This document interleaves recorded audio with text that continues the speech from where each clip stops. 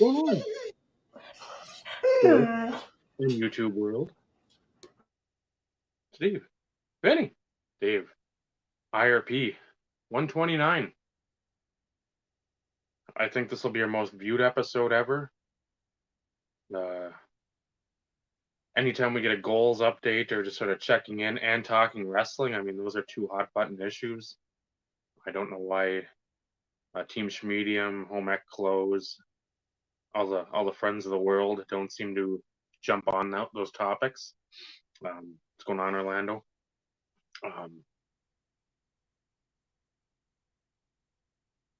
I'll say first off, too, for next week, probably Wednesday. That's what it's looking like right now. I got softball games starting up Friday.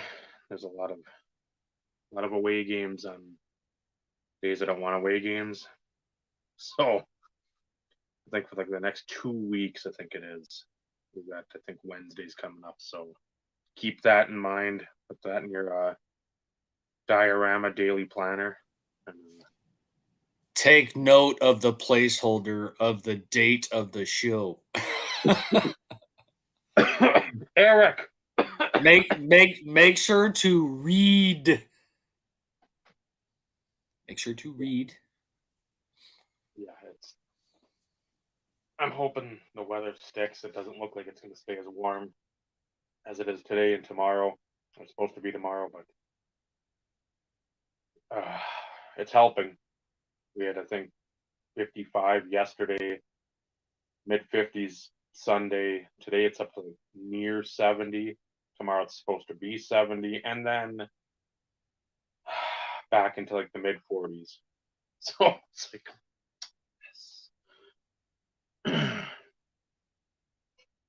so yeah, we're as long as it melts as much as it can. So the lows at night aren't supposed to get super cold either. I mean, not 5-10 degrees, so everything refreezes. It's right around freezing, 25-30, so that's acceptable. But I wish we had 2 more days of these 70s. I think that would be insanely beneficial. But right now, take what we can get. So Friday away game, Monday away game. That was supposed to be a home game, but since the field's covered in snow, away game, and you're not fighting with, but you're competing with how many other schools trying to get games in, and there's 3 or 4 of those artificial turf type fields around. Noon on Monday down in Aurora again. So Aurora, which is about an hour and 5 away. So hold on. Monday at noon.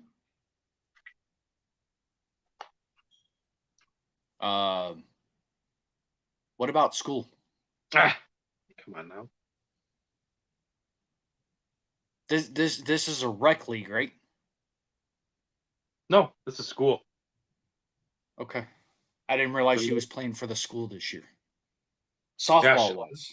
Last year she couldn't because they don't do 6th grade, even though it's middle school, and it's 6 through 12 at the high school. This year she can. And then she can do the summer league thing again. She'll still be.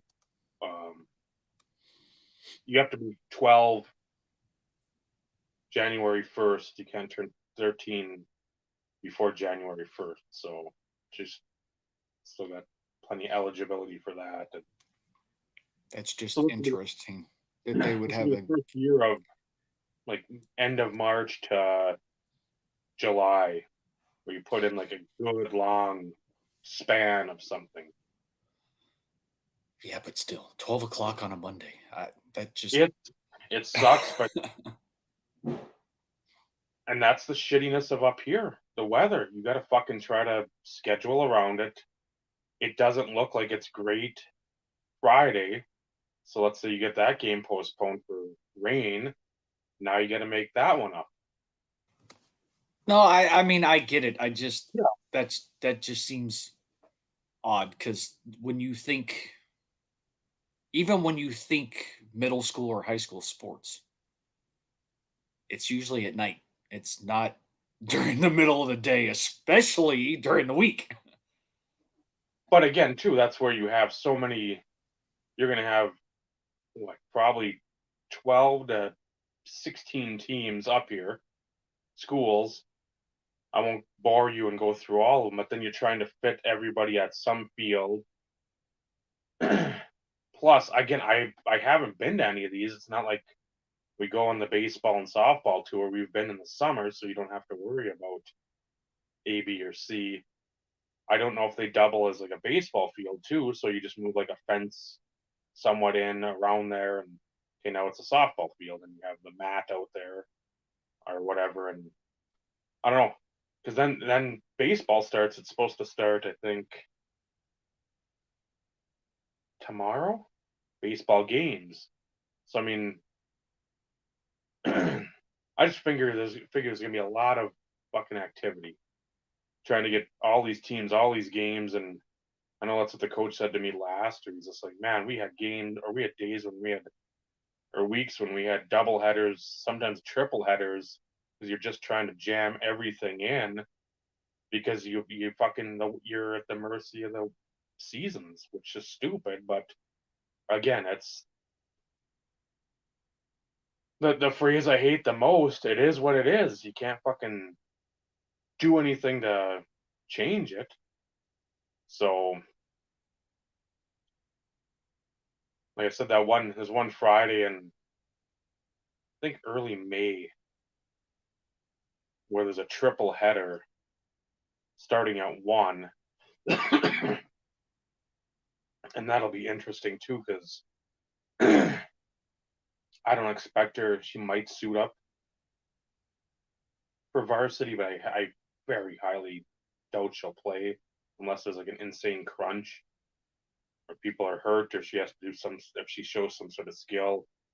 But that was one thing too. I asked Sunday night, I think.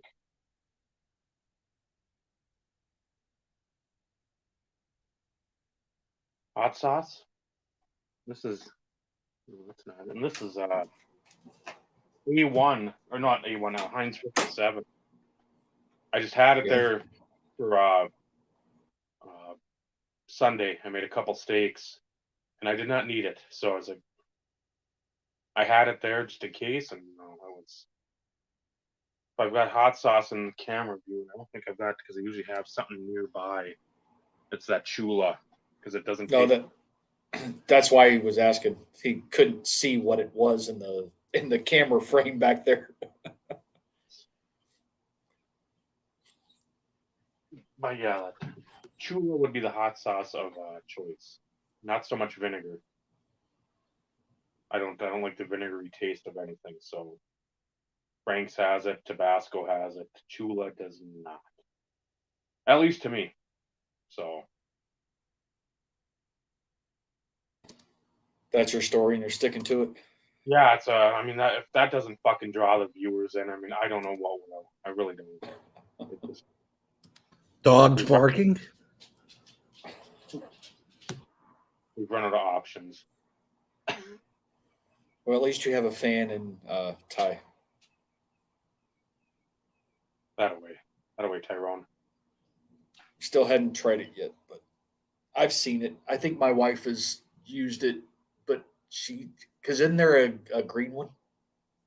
I think there's a Verde one. I'm fairly certain there's like a garlic, and I want to say there's one other type, and I don't remember because I can picture them. There's the regular with the red.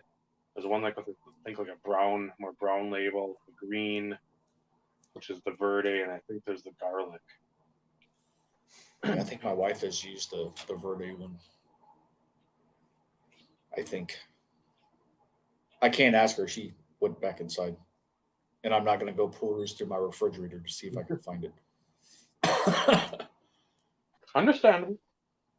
Yeah, usually I've got a bottle just always within arm's reach. I know I've brought some to Trista's and she's put it in her purse when we went out because I'm like, they don't have it. I'm pissed because you get the fucking, like I said, the other competitors and whatnot, the other brands. It's like too vinegary for my taste buds, and this one it hits the spot and it's got some zap and breakfast burritos, regular burritos, tacos, enchiladas, everything. So note to self: we need to have a leather pouch made for Dave's belt so he can carry his hot sauce around with him. Well, then I get Okay, Texas Pete. BW3s. We're gonna make some of this stuff at some point. And so I have the chicken in the fridge, and that's probably, I don't know, that might be a Thursday thing. I don't know how much energy, because that's got like the, I'm gonna try the old frying. Of course, start off the fucking show, and all we're talking about is food, which is absolutely stunning. But the frying magic, try some of that, and just bake the chicken. And again, I don't mind the boneless wings, but it's a chicken nugget or a bad chicken tender. I like the wings, but I hate the fucking bones. Because again, that for me that's waste. That's just shit you're fucking like a rib. I like ribs, but I don't want to pay steak prices for ribs. Because ribs are fucking half bone or more. This is true. So I that's like you sort of want to get innovative with what you're doing and try to maximize the the product you're making or the plate you're putting out. So I know that's sometime this week. That chicken I think goes out by Friday. Got some thighs and I got some tenders. So thighs are the best. Boneless thighs, fuck, they are. That's a meal in itself. So that, probably some sort of noodle dish, the north side, something easy, and then green beans. See, I'm not a fan of boneless thighs only because you don't get as much meat usually. It's like you lose half of a thigh. Yeah. I mean, I get the reason behind it, and they are good. They're really good. But typically, it's like they do boneless thighs with the smallest thighs that they have. So they're like yay big, like yay wide. It's more. I think if you sort of like, and again, I'm not stretching them out like actually stretching them like a figure four, which I someone will segue to. But I mean, it's more like I think three and a half size dominoes, like regular size dominoes, maybe like a little more on top. I mean, it's a pretty good chunk where you're getting. If you were to cut into it, you'd probably get. Again, I like to. I don't as much as I look like I probably fucking shovel food in my mouth with a fucking spade shovel. You probably get 6-8 bites out of it, if not more. Because again, I like to. I'm a merry-go-round eater. If I've got stuff that I can eat together, I'm fucking picking. Okay, there's chicken and some beans and little noodles, all in. Maybe your sizes are different up north, but the ones that my wife have found in the past, it's like I can 2 to 3 bites and it's gone. And it's not like I'm freaking stuffing an entire thigh in my mouth. But it's one of the, it's like literally 2 or 3 bites and it's gone and you're moving on to the next one. So I'll have to bring some down. If some of this shit works, if it tastes good, bring it down to Chicago. If nothing else, we'll eat that before we go to the fucking show in Instead of packing a backpack, we'll have fucking like bungee cords through a 12-pack of toilet paper. I can't imagine they got Cottonelle or Quilton Northern at the fucking convention center. I'm sure it's Scott's fucking generic Single brand. ply. You're fingering your butthole. Yeah. So yeah, that'll be the trouble down there. That'll be like the one thing, like trying to manage the stomach, because I mean you want to eat good, but we're going to be going no matter what we're doing. We're going to be doing Eat something. good? Okay, define eat good. You're not talking healthy good. You're just talking eating good food, right? Yeah, Okay. I'm just making sure. I didn't say eat healthy. I said eating good. That we're fucking going to some big mama's corner diner, and you're like, okay, everything's cooked in butter. That's what I want to hear. Or Fucking, grease. yeah, either one, fucking good. I don't want to have margarine or fucking like trans fat, fucking whatever hydrogenated junk. Just fucking go butter or lard, whatever. Well, So, depending on how many pizza joints we eat at, we may all be looking for some Metamucil or something at some point, get some added fiber because it may plug us up. I think I'll have like, I'll see what's at the store and just start plucking stuff. Like, what do we need besides like Pepto? Pepto and whatever heartburn shit, like a Zantac or something. Like, Just a fucking little medical bag and be like, just bring a big old fucking thing of Tums. Mm-hmm. I've always got one packed anyway. I don't normally have issues, but every once in a while, and it never fails when we're on vacation, it's like, what the fuck? It's not like I'm eating completely out of the ordinary.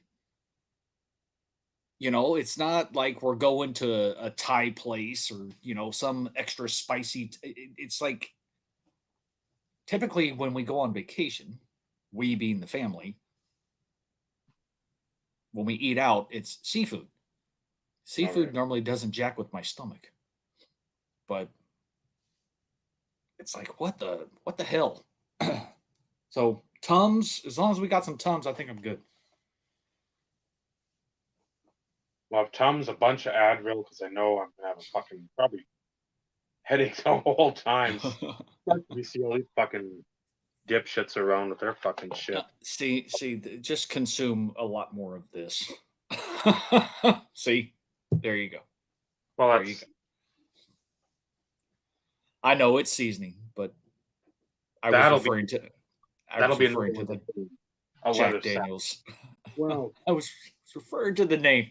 I know. I'll probably get a case of Maker's Mark and watch you stumble around and, hey, Steve, there's a Terrell Davis over here. You want to make an offer? You're like knocking over tables. And, oh, there goes Jeff Wilson. Whoops. I gotta get it. No, that I still try and control myself. Not to mention that would be probably after the show. I'm not gonna consume too many beverages while they're, other than a shit ton of water and maybe a mix of a Gatorade in between or something, just because of the amount of walking and standing, because my back will probably start yelling at me at some point. So yeah, the drinking will be in the after hours, so to speak. But I'll still be on my best behavior because I do have to drive. I am the driver for part of us, so got to have one responsible individual. At least one. Now, when we get back to the room, that's a different story. I may be walking around with 2 beers, trying to catch up. two beers, couple Maker's Mark. I'm trying to think what the old fashioned type glasses, like that sort of size, and the rocks glass. Yeah. There won't be any need for makers. I'll stick with the beer. It's cheaper. You're gonna have the serving tray, like silver serving tray. Well, Vinny's already offered if they end up going to Pennsylvania before national, he's gonna pick up a case of Yingling. And I told him, I was like, which is fine. One? I was like, let me finish. But in all seriousness, it's like, who gives a shit? I've lived off of Bud Light and Coors Light for the longest time before Yingling made it to Texas. I'll stick with the Bud Light, the Coors Light. I'm good. And then that kills two birds with one stone, as Vinny says, because that's what he'll drink. So, problem solved. I'll bring down some of. Why can't I think of it now? Scott shown it many a time on Scotty. He's got the fuck. The Wisconsin beer. I can see. I can't think of it. It's a But good it's name only- for a beer. It's Can't only think sold of in it. Wisconsin. Spotted Cow. Oh, okay. I just expect to see a few beverages in your hand the time we were there.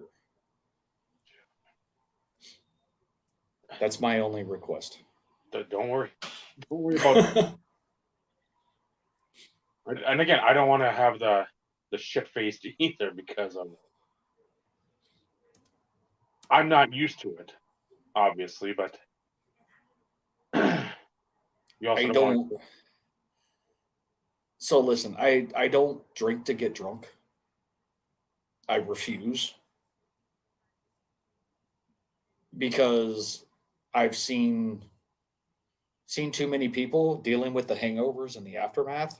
I don't want that shit. So I'll get to a point and then I'll maintain. Not to mention, everybody talks about getting some decent sleep. It's not that I don't sleep well when I've been drinking, but if the room's spinning, it takes me longer to go to sleep. Mm-hmm. And I don't want that. I want this to be an enjoyable experience.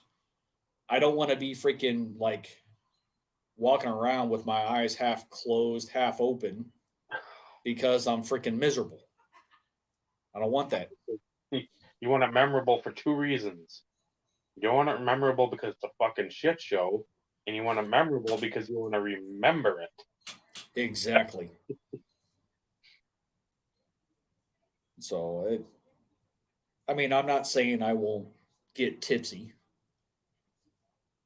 but I'm not gonna drink to the point of where it's like, oh yeah, this is gonna suck in the morning type situation. Yeah, Because the amount of walking and everything else, that just does not go well together. cooking up some sort of breakfast, I don't want to hear like, "Oh man, that smells horrible. I'm gonna puke because I'm fucking drunk from the night before." That's never fun. Like, oh, good, it's gonna be one of those days. Don't want that. Don't want that. No, Obviously, people didn't want to hear about being drunk because that's the first time I've ever noticed. We lost like 3 people. they're like, "Gosh, It went. wrestling and cards tonight. Fucking more food, not booze. What the fuck's going on here?" Yeah, but if anybody's been around long enough, they know that the freaking conversations go this way, this way, this way. We try to at least stay on for a little while, and we will. Yeah, there will be none of that. That was not mentioned. Stomach issues, yes, but we didn't elaborate. Yeah, that's something. Anywhere where it's like a big floor space or it isn't like 20 feet to your bathroom. Whenever you start feeling that that urge. The bubble guts. Don't worry about the deals that are made on the floor. Don't worry about what you're doing. Make sure to take care of that, because if you don't, that's a whole nother problem that nobody wants to fucking deal with.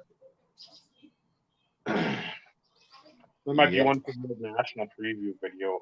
Instead of comfy walking shoes, snacks, and fucking water, Gatorade or something, bring a pair of underpants, whatever you choose to wear, and like a pair of like gym shorts, just in case you're sharp and then you have to ditch all your other shit. Yeah, let's hope that doesn't happen to anybody. Yeah, again, I'm sure I went to the bathroom retriever on the previous one in Chicago, but I just don't remember it. There's one of those where you sit down over by like wherever the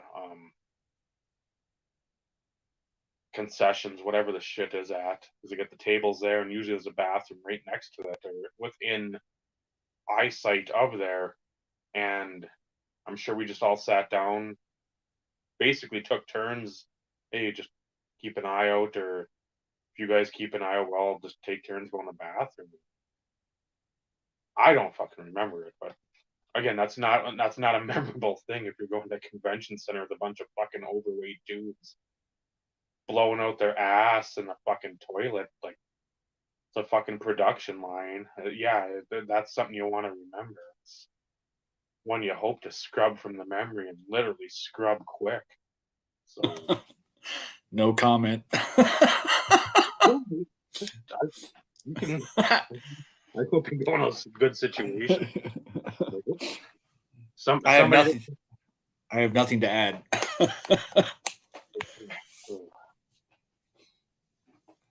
Because again, you know the situation that you'll run into. One of the times somebody didn't decide to flush, or because again, a lot of those ones now have the automatic. You get up and the sensors or whatever, or there's not enough toilet paper left, and they haven't come through the crew, and so that will be one where I probably do have a couple rolls in the fucking bag. I want to make sure. I'm not gonna fucking use fucking bullshit or go in there and I get a fucking empty roll, or I pull it off and there's like 2 squares. Yippee. Yeah, that would be the one time you don't have any cell service either, and you can't be like, "Hey, Steve, Vinny, can one of you bring me some TP from my bag?" Just yeah, especially if we're all are like screaming out there, "Give me some fucking toilet paper! God damn it! Somebody! $5 PayPal for our toilet paper." We've got a code red. Well, probably code brown, but yeah, it's got to be good.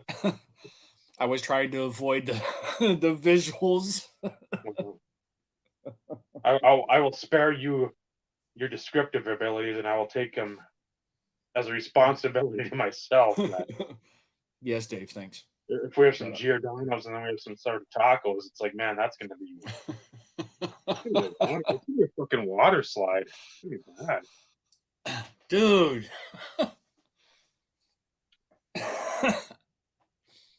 Watch, we're going to lose like 5 people. Gain like 20 people. Dick, what the fuck is going on here? This is a freaking shit show and a half. Well, welcome to the IRP. See what you've been missing all these years? Well, literally a shit show. Oh, geez. Hi, Benny.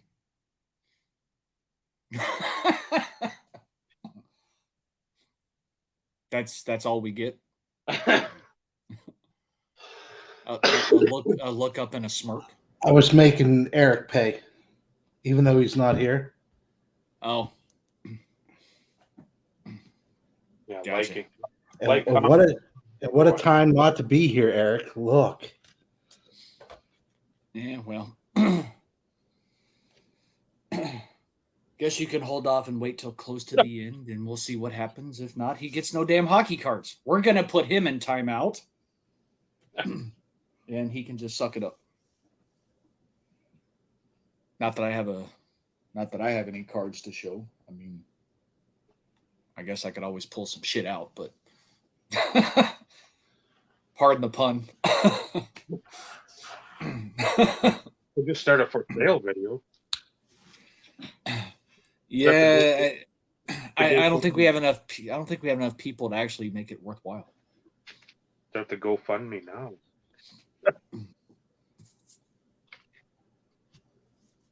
$250. Anybody? $250. Number 10 of 15.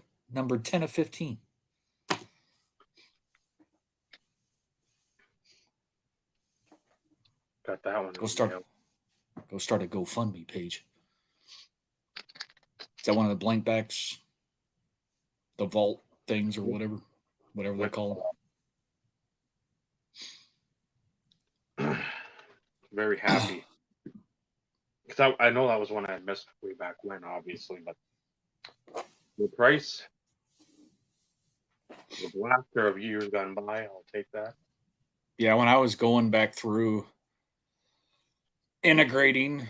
Oh, yeah, so we can talk wrestling closer to the end because you and I already talked about it, really, so there's not much to really, talk about. But, since we're a quarter of the way through the year, that's what part of this has to do, kind of where we are from a goals perspective. And then, of course, what anybody else wants to talk about. So first and foremost, I'm a little pissed off because after integrating everything, this one happened to not get in my integration stacks. Which one was? It's the no protector refractor. Okay, 98. Yep. So while integrating in auditing the collection, it went from 5 boxes. It's now 7 3,200 count boxes, which is crazy in itself. My counts adjusted a little bit, but I think I'm 13 away from 2,600, 16. I'm at 2,587 unique. Benny can't talk right now, so he can't go back and look at the text. I think I'm at 2,587. I think. So I think I'm 13 shy of 2,600 unique. Some adds, some subtractions, as it pertains to thinking that you have something and you realize that, oh shit, no, you don't. But then you find something in the mix and you're like, oh shit, I didn't. That one's not marked on my checklist. Sweet. So even with the all dams, I got some sweet, oh, that's nice. That's pretty cool. Didn't realize. But my buybacks from SP Authentic, I have 4 between between 99 and 2000. And of course, I've always said I use Beckett for my checklist. We all know Beckett is not 100% accurate. There are a total of, I think when I kind of validated stuff, there's a total of 8 buybacks. 4 in 99, 4 in 2000. 2,587. So I was right. Thank you. So when I have 2 from 99 and 2 from 2000, well, so Beckett's checklist is wrong. They only have 3 each. But I was pleased to realize and find out that I have the COAs for all 4 buybacks. So I ended up putting the COAs on the back of the card in the mags because all my autos are in mags or screw downs. That'll be another project in itself. Getting everything out of screw downs and getting them moved to mags. But yes. What's going on, Stuke? And good evening to you, Bobby. It's been a while. But, and I have the COA for my 2001 E-Tops autograph. Okay. Because for those of you out there who may or may not know, when they did E-Tops autographs, they are supposed to come with the COA. And a lot of the ones that you see don't. And I know there's some people who don't give two shits about them, but to me, it's that extra piece of verification. And to me, that's the card. The card with the autograph and the COA. That is the card that makes up the entire equation. It's just like with some of the Ultimate Collection or the 8-way patches from Exquisite. They had the COA like with the card. Because there's no way on a 8-way patch to put certified game used material, whatever. So that's on its own individual card. So that was cool to validate and verify. Disappointed with some of the stuff that I had notated on the checklist. Because it's none of it was like high dollar shit. Mm-hmm. And then I think 236 unique certified autographs. I actually have more than that, but I call them certified as in pack issued. Exactly like that, just by itself. So I actually have 240, but 236 what I call certified pack pulled. 2 of them are mail-ins. One of them I still can't find any fucking information on whatsoever. I lied, 241.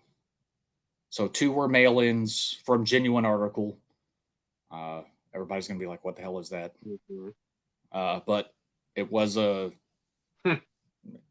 thing in '97. But they were mail-in to get autographs. I've got one from '97 playoff first and 10 that has a COA on it, but I have no anything. I don't know anything about it. Couldn't find anything. I have one from a classic product, Fame and Fortune, that's autographed, that also has like a hologram emblem on it that validates the authenticity, but I can't find anything on that one. And then I think it's a Donruss product. The subset is called National Treasures, and it's a jersey auto, and it's a 101. But it's got like an imprinted stamp in it. But I can't find any information on that one either. So I don't know if it's like a black box or a national promo type thing. But like Beckett always did fairly well with having some of those notated in the checklist, even if they were black boxes. Mm-hmm. But this is not one that I'm able to find anything on. So. And you will have another one.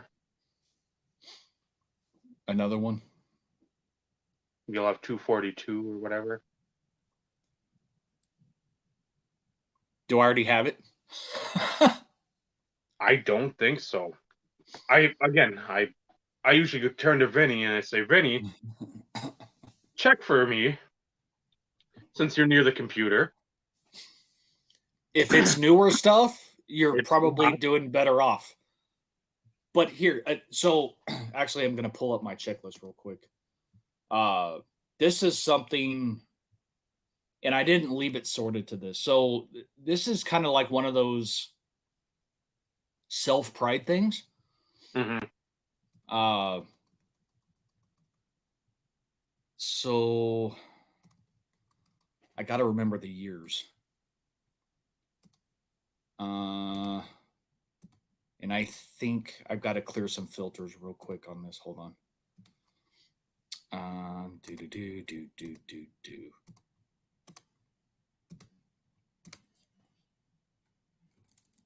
Yeah, so here's a prime example. And I would share my screen, but then everything kind of gets a little jacked up. Take my word for it. If anybody wants to see my checklist, I'll be more than happy to send them to them. And then if you want to see the cards, I'll be more than happy to show them to you. So 2010, not a shit ton of cards were produced of him, but out of the auto checklist for 2010, I'm missing 2 for all of 2010. And I'm guessing they're super low numbered. They're one of ones. So there were 22 total autographs in 2010. I'm missing 2. One of them being an auto NFL Shield, and then another one being it's a triple materials from Tools of the Trade, but Black Spectrum. So I have 20 of 22 autos from 2010. So that was pretty cool. And then I want to say it was somewhat the same for 2011. I'm double checking. So in 2011, there was a total of 28 autographs. I'm missing 4. 2 of which are printing plates. 1 is another 101, and then there's 1 numbered to 5.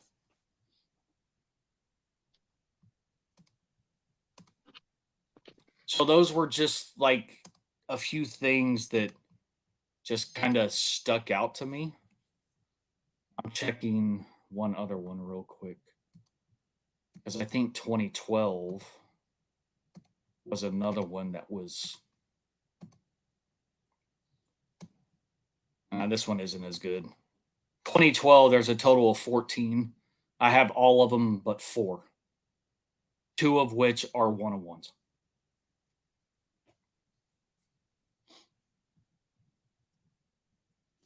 So that was just something kind of cool as I was going through checklisting and, auditing the collection and stuff along those lines too.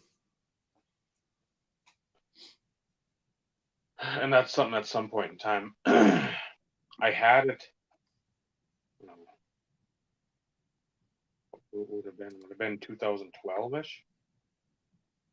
I think I had went through and done everything I could for like Josh Johnson. I typed it up just in a Word document and went through everything, and then as I got him, I know I printed that off, and as I got him, crossed them out. Well, where the hell that list went, I don't know.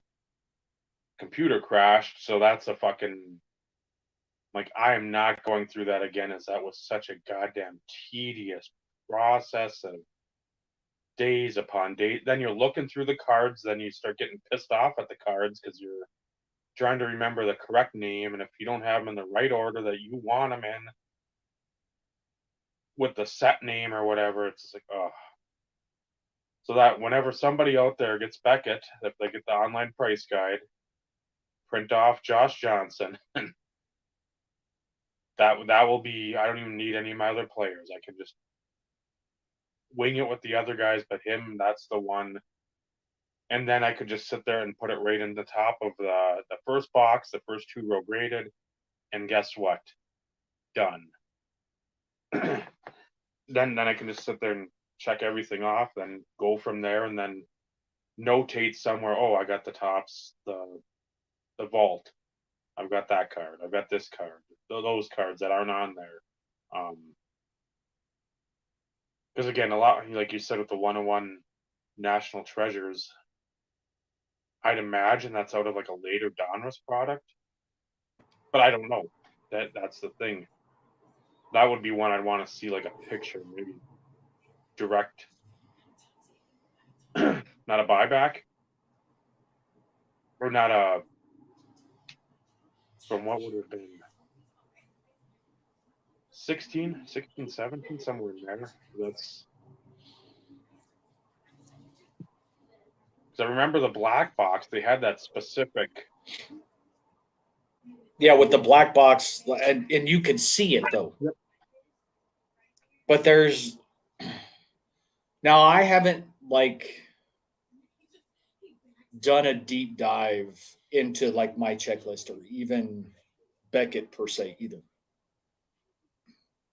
But it's one of those in which when I purchased that, and it's been some time ago, 2010 or 2011, I think, in that time frame, I think, which would have been around the time in which they were doing like black boxes, Yep, that type of stuff. But like I said, it's one of those in which Beckett has done a fairly good job of putting those in the checklist and notating them as such. mm-hmm. But there's no notation for that one. So it's one of those in which I think that's what it is. But I don't want to add it to, let's say, 2011 or 2012, when technically it should be like 2013. Mm-hmm. Because there's no way to get 100% verification of if and when that card would have been issued in like a black box.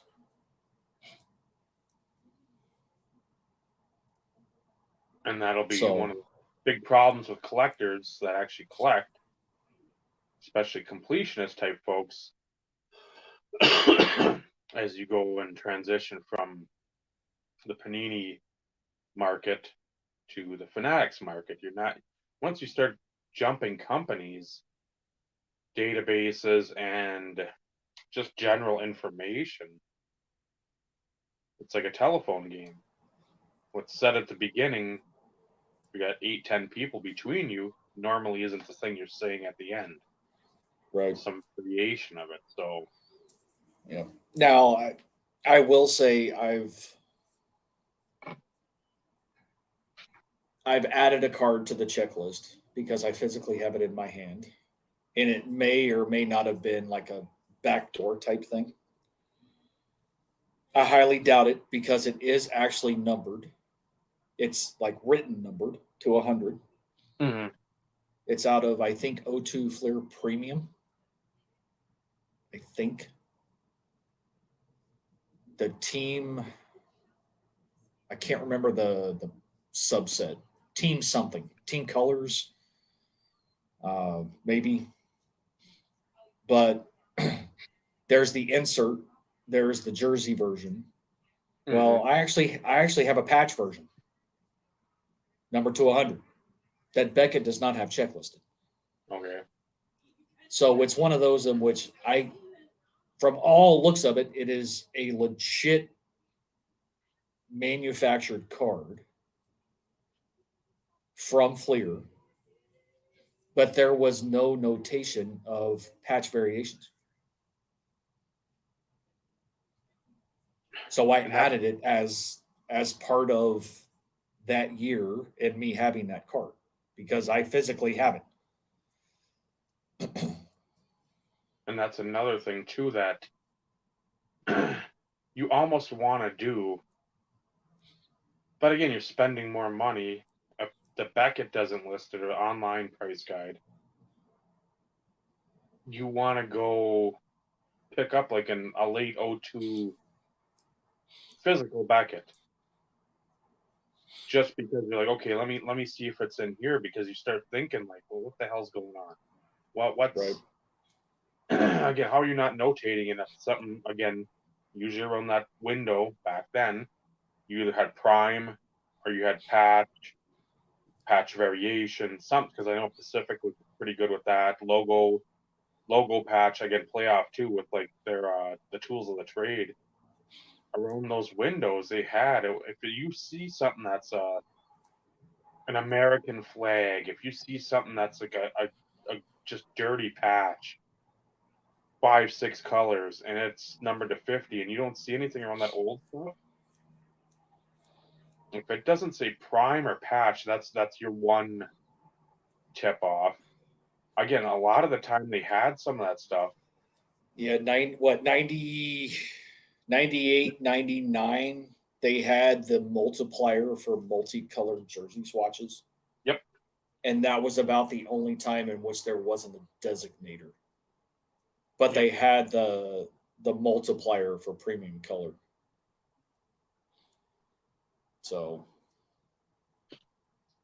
I can't tell you, Josh, the last time I was on SCF. It's been years.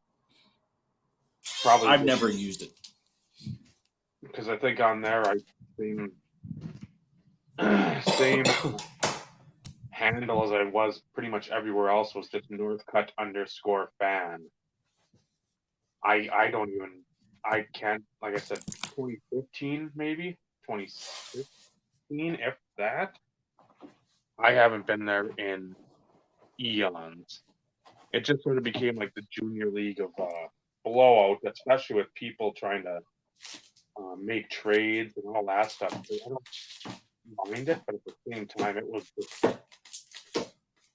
hey, I'm looking for Northcut Kerry Collins, Josh McCown. Oh, I got this Josh McCown rookie year parallel number to 100. Okay, what are you looking for? Fucking Cam Newton patch autos. So that's the card that's not listed in Beckett. Okay. But it's numbered. Because what the hell? Did I have a Jerry Rice like that? I might have had a Rice of that. And it's, like I said, it's not one of something. It's after that. So it's, I don't know. But it's no different. So like 97 Motion Vision or Moshi Vision. I call it Motion Vision. I think that's actually how they have it. TD has an autograph. So does Drew Bledsoe. Yep. So you have the Bledsoe. Well, I have 2 TDs. I have one in silver ink and one in gold ink. Mm-hmm. And I don't technically have those calculated as unique because there's no record of any variation in the autograph color. But since I saw it, I'm like, that's different than what I have. I'm picking this one up too. Because there has to be some sort of stated print run of the serial or the colored ink variations. So, which was similar to, and again, if people don't know, I think when the end of Donruss, the early Panini, when they had the gridiron gear, the first whatever 50, 100, somewhere in there were the gold. Afterwards were all silver because you had the little pull-out piece. The jersey was like glued to it or whatever, and again, sort of one of those Easter eggs that if you don't, you see a Forte, oh, it's a gold ink. Well, it's 18 or 286 or whatever the number was. right. But okay, 50 or 100 of them are in gold, the rest are in silver. So, I mean, there's a slight buffer in price, but I mean, it's not like the first 5 SP Authentic for hockey. You see the Future Watch, the first whatever it is, 50 or 100, you usually have like it's dated debut date, like their game debut. And those obviously draw a premium because, again, it's something else on the card other than your regular, hey, it's an autograph, whatever. That's cool, but there's 999 of them. And if you get the first, and again, Vinny might know if Coast isn't fucking howling a storm. SPA, Future Watch, Vinny, what number does it stop at? Is it 50 or 100 when they get their debut date? Not even listening. Just tuning us out. He's helping C with homework, I bet. I'm sure. So he's hyper focused. Or making plans for Ghost. No, he's helping with homework. So yeah, he's hyper focused. but yeah, that when you have something like that where it's like, okay, at least as people break the boxes and you're like, okay, you can pick up the pattern. With something like that back then, it was just pretty much fly by the seat of your pants. And well, hey, if you figure it out 3, 4, 5 years later, good for you. If you don't, good fucking luck, because all these people shimmy out of the hobby, Ken Golden, and then slither back in, Ken Golden. So Who? Hey, he has like what 700 acres and a 7-figure, 9-figure bank account. We can't say anything about that.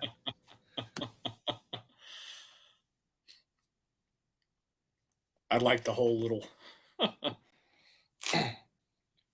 we can continue talking, but for anybody who wants, I actually pulled out the patch box. If anybody wants to see some patches at some point, Yep. not of any of the sets, because I could no longer get to the sets because the TD collection is sitting on them. But I did pull out the TD patch box if anybody wants to see some patches, even though they get a little boring because the most you can get on a Broncos patch is 3. But no, still better than the Jets, better than the Colts. there you go. Joe answered for you, Dave. Okay.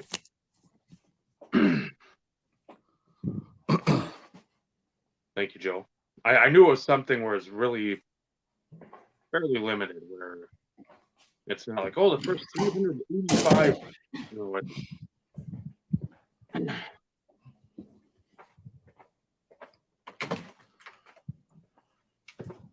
Time for a refill.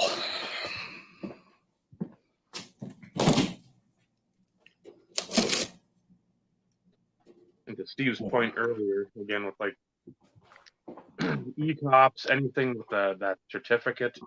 This was on eBay for a while, and I finally didn't buy enough other stupid shit to snag that. You get the top gold. A lot of these ones don't have the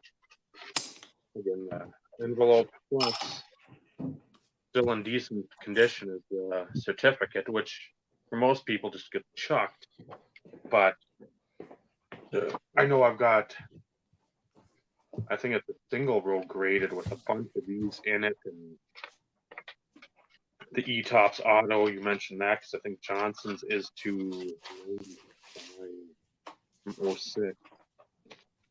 And I was trying to. just, I like having it. I don't like not having, no matter what it is, the complete something. I don't, it's not fun. Yeah. I've got it, probably 3, 4 of those friends. And I know there's other ones I've bought because it's like $7 cheap, whatever it is. It's like I know the card. So I'm like, I'm gonna buy it because I know it's limited. But that's another one where on the back of the chip they got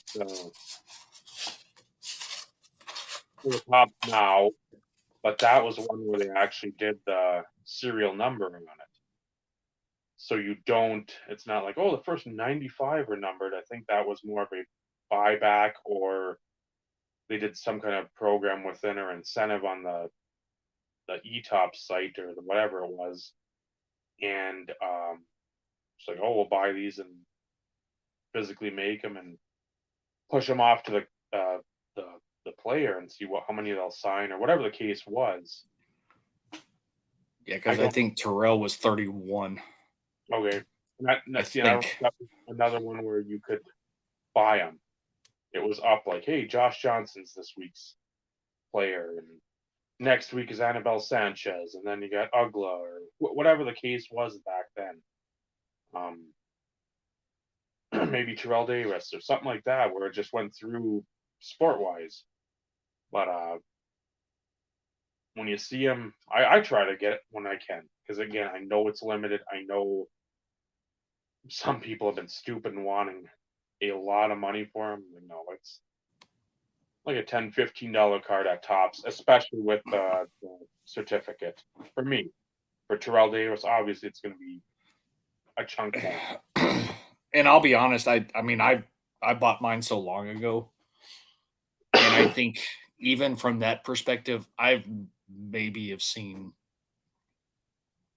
2 or 3 others over the Mhm. last 10 or however many years. So, and I think the ones that I have seen pop up, no COA. And for me, that's something. Mm-hmm. I know Carlos has mentioned it on his show before, do people care? Well, like for me, I care. So everything that I have that is a buyback or comes with a COA, I have the COA to accompany it. Except for my my fucking helmet. It's like it no, never mind. I lied. It's over there. I do have something that's missing the COA. It got lost or something. Oh, for my jersey. Okay. The frame jersey I have on the wall. It got lost. But I've collected him long enough. I know that's his autograph. So I know for a fact it's legit. I'm disappointed nobody wanted to see any patches. I guess you Wow. could do this too. I could don't do know. what? I think they wanted to see them, and they just expected you to do so. Okay. No, I asked. So that would require a response. So what is that, Dave? So here's the E-tops. Okay, I was going to ask if that was one of the E-tops. I couldn't see the very top of it. And then look at the hologram. What's the shape? Circle. I didn't, again, I'll have to dig for the COA, but there's The autograph version. Square. I did not notice that. I did not recognize that previously. So, and again, there's your, and nothing was all, it wasn't all, hey, that's 749 across the board. They had them up in, I think 5-player runs. It wasn't like one at a time. It wasn't a whole season worth of people. It was usually a handful. Like, hey, Pujols, Francisco Mejia, Bob Lewis, Evan Longoria, and Jared Weaver. Those 5 were this week's E-tops. And then Saturday at midnight, how many we got? That's the print run. It's not like 2,000 Pujols, 2,000 Mejia, because you wouldn't sell them. You'd have to. It's basically sort of like a Build-A-Bear for cards. You just, and again, Topps now. The Panini Instant had it. Yeah, I think it works. I like that because I've got a Thielen rookie year one from 16. That's numbered, I think, of like 183. When he had a big game against the Packers, I think right after Christmas. And I'm sure if I showed that to any Thielen collector, they'd be like, "What?" Huh? So I got that real early because I was waiting for a Contenders and I never bought one, which I'm sort of hoping that might be something I could find at National. I'd like to get a Contenders Thielen out of a couple and drop one in the Gourmet Guide. So because his oldest one really loves Thielen too. So, but yeah, it's something if you really don't do anything other than packs or boxes, or you buy into a break or whatever the case may be, you just don't have a fucking clue about it because again, it's not, as we've said, it's not in your lane. It's cards, but it's a different type of acquiring cards, different type of a way to do business. So it's no different than starting lineup and the cards that were issued in starting lineups. Tops Flats Yep. had a card. What's going on, Lou?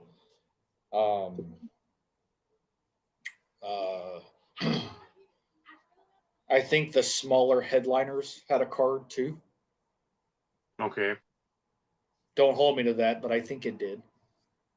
But then you also have like random shit. Playoff cubes. Not playoff, Pacific cubes. Mm-hmm. Being, I'll call it a box topper. But, it's not a box topper.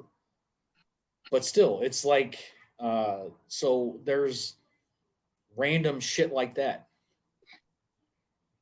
When you think of box toppers, what the hell is that? That's a tin box topper, all the Okay. way from Sweden, Okay. numbered to 6,000. Okay. This has eluded me several times, but it is one cool card. 2, 3, 7, 6. And there's the back. Okay. That's cool. I've wanted one since I've seen it, and I've skipped over it, and I made a small bid on it, and son of a gun, I got it for the minimum bid.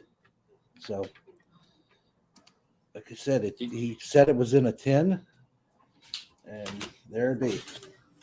And I love the pictures on it. You got a question from Carlos about it. Name collage, yeah, something like that. Let me look on the back. That's almost like the Dahmer's preferred tins. Mm-hmm. Yeah, in the Without game anything on the back. VIP Series 1 collage. There you go. Yep, there you go. Man, it is just a cool thing. Because Donruss preferred, they had the blue tin, they have the silver tin, and they have a gold tin. Take that back. Blue and silver on the individual pack tins. Mm-hmm. And then on the box tin was blue and gold. They had a gold variation. Yeah, because there was one to 250. That's the gold. Because like the silver, I think is actually serial numbered to like 500 or something. Because I know I've got some carry stuff of that. Because I have my blue tin, and I think I had a silver tin at one time, I think, but I never had like the box tin. Same thing with like the UD retro lunch boxes. Mm-hmm. I have both Elway and Terrell.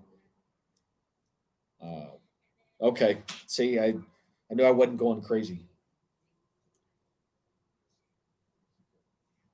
But it's, that's the stuff that not everybody thinks about. In 99, I'm pretty sure it was 99. Terrell had he was we'll call him the face of a lot of products. So a lot of manufacturer products, the boxes had his image on them. And that's stuff that's not quote unquote checklisted. So therefore I never bothered to do anything with it. But a part of me has sat there and go, that'd be kind of cool to go through and try and get a box for everything that he was the image on. Mm-hmm. Whether it be opened or not. If it's unopened, of course, it would cost a pretty penny. But I know he's like Stadium Club, for instance. So it's my collection has always spanned beyond just the Beckett checklist stuff. Mm-hmm. But at the same time, Beckett has notated, the headliners XL, the winner's circle diecast car, all the all the starting lineup stuff, all the stuff that you wouldn't think would be captured as part of the quote unquote checklist. It's there, which I think is kind of cool because that's the stuff that adds some uniqueness to the collection. So, but since Carlos said he'd like to see some patches, I'll show a few. I won't take up too much of anybody's time. I'll focus on the lower numbered, kind of cooler ones. If you want to blow me up, Upper Deck game patch variation. It's only a 2-color, but go try and find one of any player. I'll wait. This is a dual 3-color, number to 25 of Terrell Davis and Mike Anderson out of Pacific. Good luck trying to find any of these. Weak patch on the Corey Dillon, but who gives a shit? It's a 3-color on the Terrell Davis. Number to 13 out of Flair Jenner one. Like I said, go find one. Good luck. Like I said, I'm trying to find more of the lower numbered stuff. My first ever 101 purchase, 04 Gridiron Gear, Material Hogs, Jumbo, 3-color. It's up there at the top. It is a 101. I won both of these on the same night. Absolute National Treasures. Riggins, Terrell Davis, and Clinton Portis. 2-color, 3-color, 2-color, number to 15.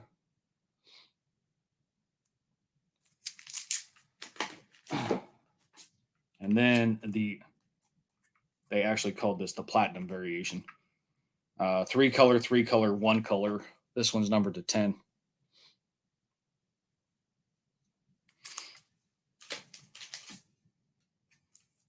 Three-color number die cut. This is numbered to 21.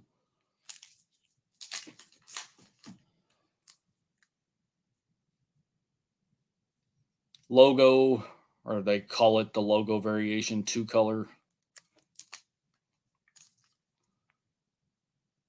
It's numbered to 5.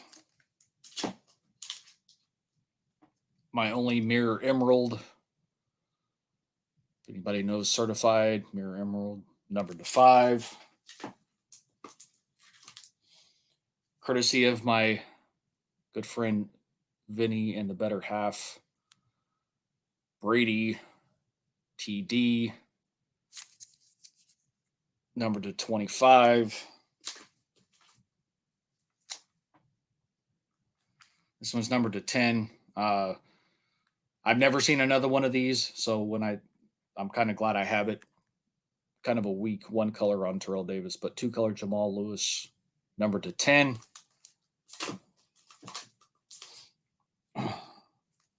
Tools of the Trade, quad piece. I think that's numbered to 6. It's not going to show up, but numbered to 6. Here's triple piece, numbered to 5.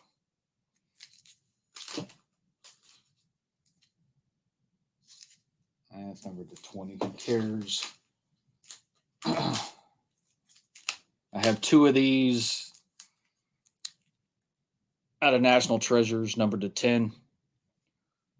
Nike swooshes. This one's also numbered to 10, laundry tag.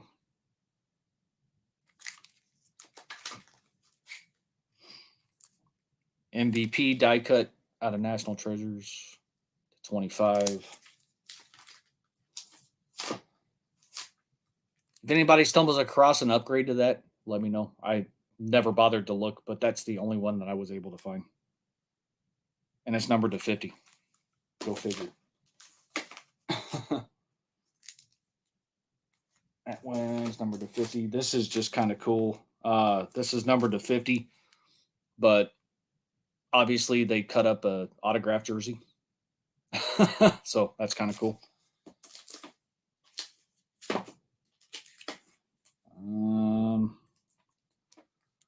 Of course, this is college memorabilia pieces, but jumbo numbered die cut, numbered to 5. That's numbered to 25. Don't give a shit. This is just a pretty card. Numbered to 25. One of Dave's favorite subsets, fabric of the game. Don't freak out, people. This is not a 101, but numbered to 50. Go figure. So I have an NFL logo shield, kind of, sort of, but not in that same sense. This is also numbered to 50, but laundry tag. Go freaking Panini.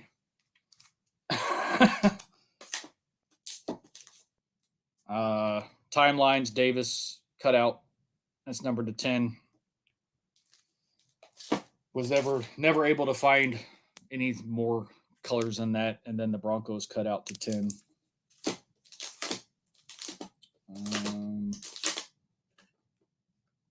I don't think I've ever showed this one to anybody. Out of Playbook, numbered to 25. Pretty cool combination of folks. Jim Brown, Terrell Davis, Marshall Faulk, and LaDainian Tomlinson.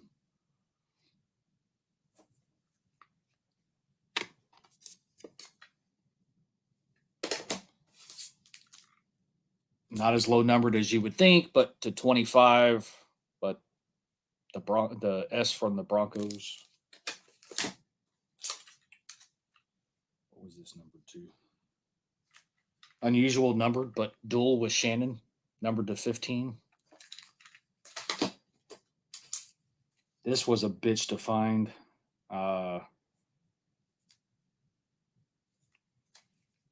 National Treasures, numbered to 3.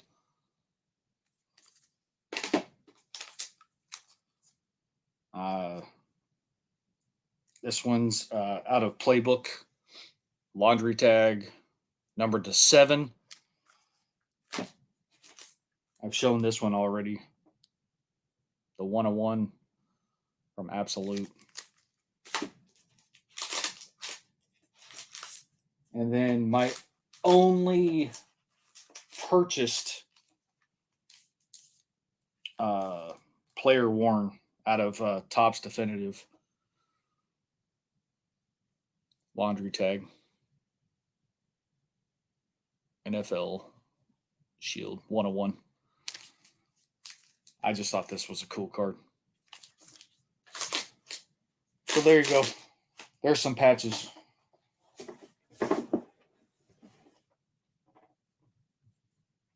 Hope everybody enjoyed the patches.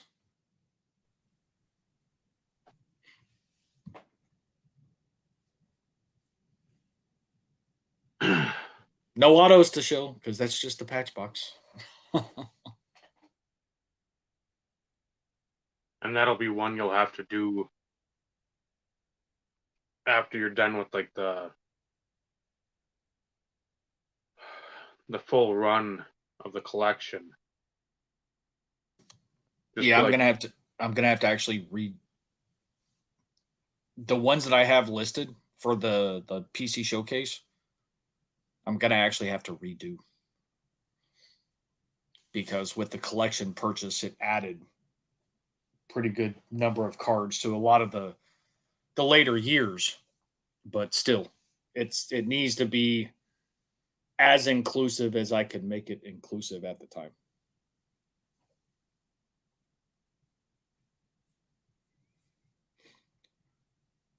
Thank you, Carlos. Thank you. Yes, decent. Decent is high regard coming from Carlos. If anybody is curious.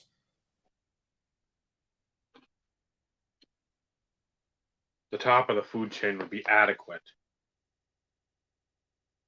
but decent is a strong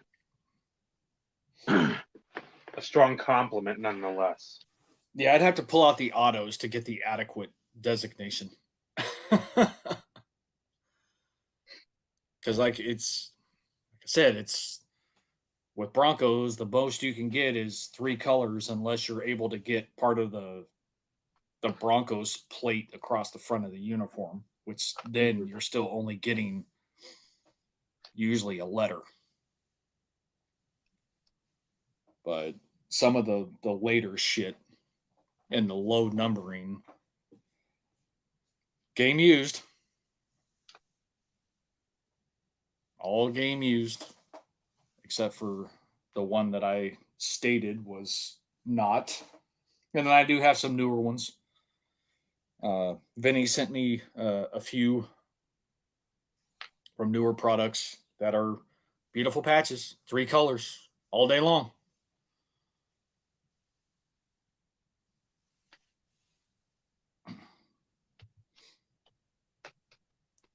But you'd be surprised. He doesn't have as many quote unquote prime by themselves. A lot of prime autos, but not singular patches outside of absolute memorabilia. And I missed a 1-on-1. Jumbo patch 1-on-1 from 05. Absolute memorabilia. Tools of the trade. Buy an Elbast offer. Talking to the guy. Just asking questions. And I didn't even get a chance to make an offer on it. Somebody made an offer and he took it. And it's like, I wrote him back and I'm like, you obviously were jumping at trying to sell the card. You made it seem as though you weren't because you told me, hey, I just listed it. I want to see what kind of comes about it. Didn't even let me submit an offer. Somebody came in, submitted an offer, and he took it. I'm like, I'd have given you this, which would have been more, but I didn't even have a chance. He'd have gotten $50 more out of me. But, whatever. It wasn't meant to be. And it's not like I'm ever going to be able to get all the 1-on-1s anyways. If that's the case, I'd fucking go broke. But, there are certain ones that I'll blow my load on. Danny.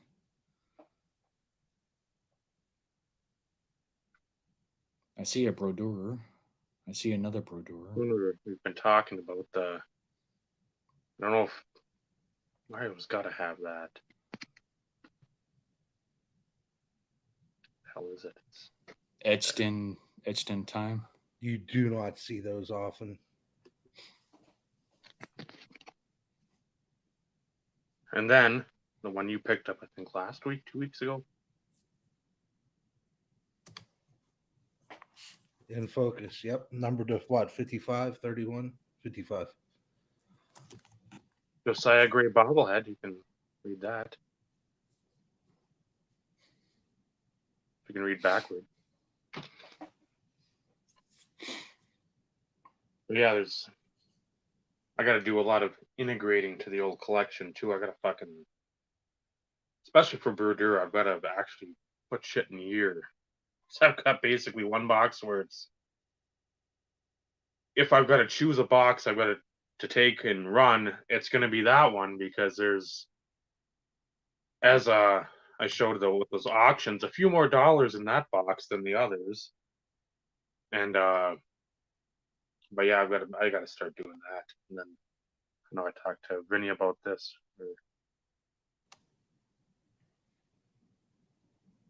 Oh yeah, I remember you mentioning that though too. And then In passing.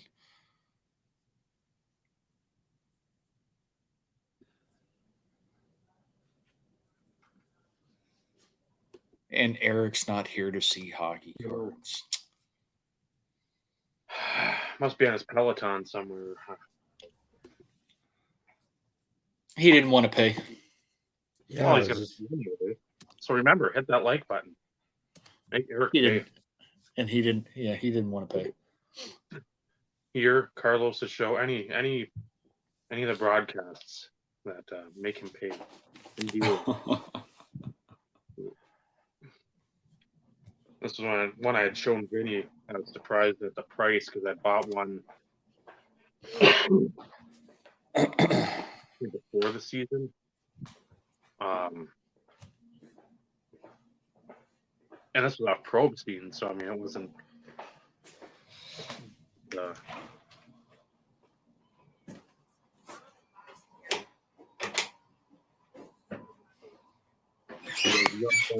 Exclusives of Dumba. That's like a $30 card, which just trying to find any exclusives of Young Gun. It's Reasonable. yeah, that I'm like, okay, that guy's at it again since he fucking tore his Packers tricep against Calgary a number of years ago. He has not been the same nearly. But again, when you carve out a decent little career, it's not some schlub that never got a fucking chance in the NHL or he's had a 10-year career, 8-year, 10-year career. So Getting hurt, not being the same, actually helps you. that's true, but then in one regard, you want to see maybe he's in the limited logos or something. But I mean, UD Supreme and SP Game Used or whatever, they've been pretty good with the patch cards, where I've got at least something like to pick up there. But I know I missed one the other night. I completely forgot about it, and I went for I think like 41 Canadian. So I've spaced on a lot of shit, but at the end of the day, it's okay. Lately, And but you know why it's okay. You know why it's okay. Letting stuff go because of something else is. I am laser focused.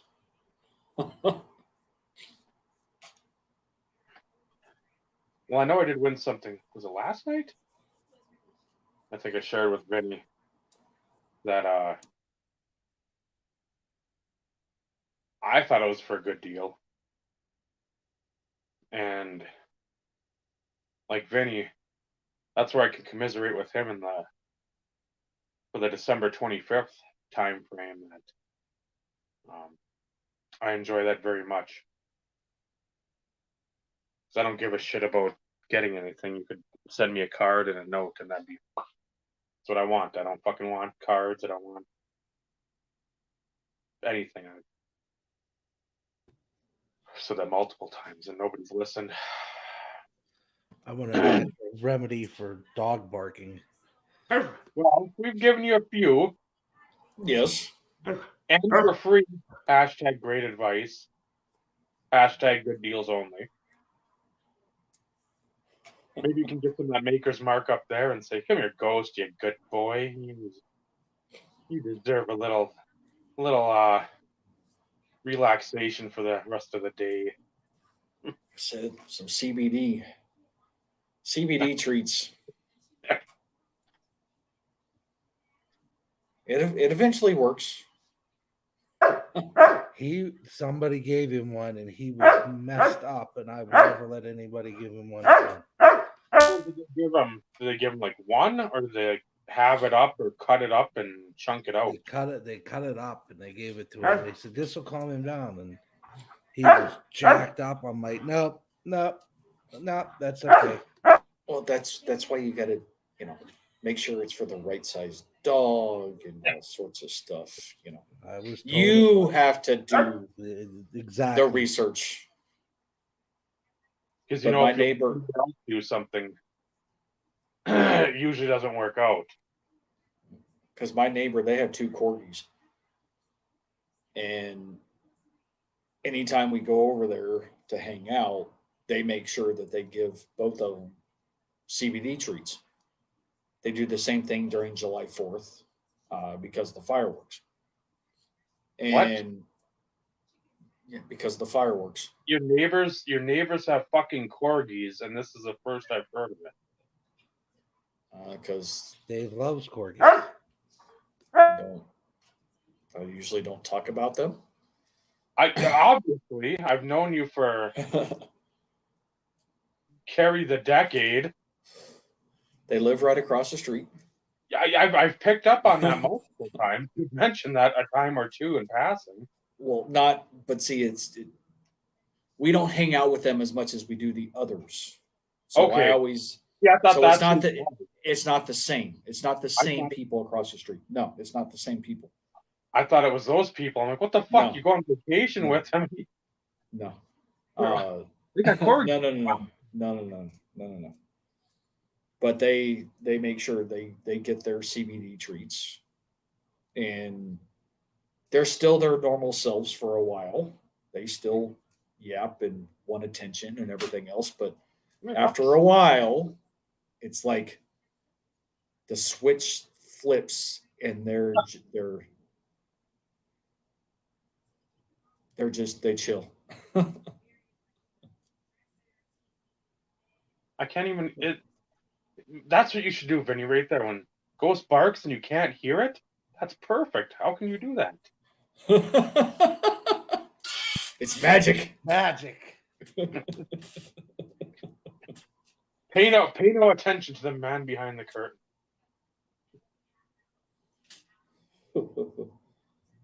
Yeah, if I'm down there and visiting, it's like, hey Steve, what's up? Where's the neighbors, the corgis at? Where are they at?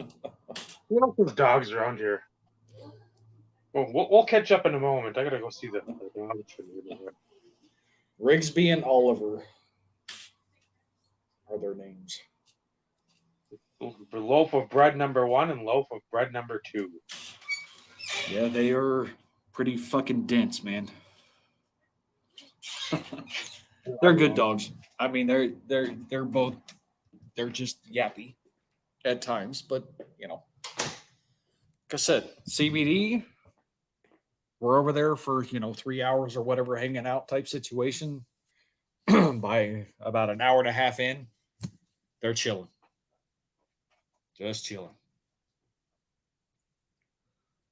So, Which I think a lot of dogs need. Ghost.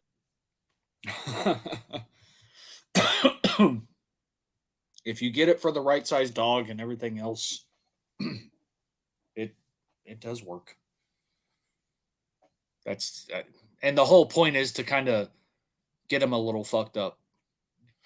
I mean, you basically it's they're high, man. Nope. He could. He was. Oh, that poor dog. He looked at me like, "What?" I was like, "I didn't do it. I didn't do it." Yeah, but for all you know, they could have been CBD things for freaking people or some shit. They could have been an edible, which that it's not the same, man. Dryden's the easiest. What he does on July 4th, he jumps in the tub and he just lays in there. He's like, it's a bomb shelter. He's like, close the curtain, I'll be fine. Just sit in here with me and I'll be good. And I just sit there and pet him, and he's about 12-25 when it's all done. He's as good as could be, but he's gun shy. So, well, it hurts it hurts their ears. Yeah, and his ears are sensitive. It's no different. The jackasses that live behind us,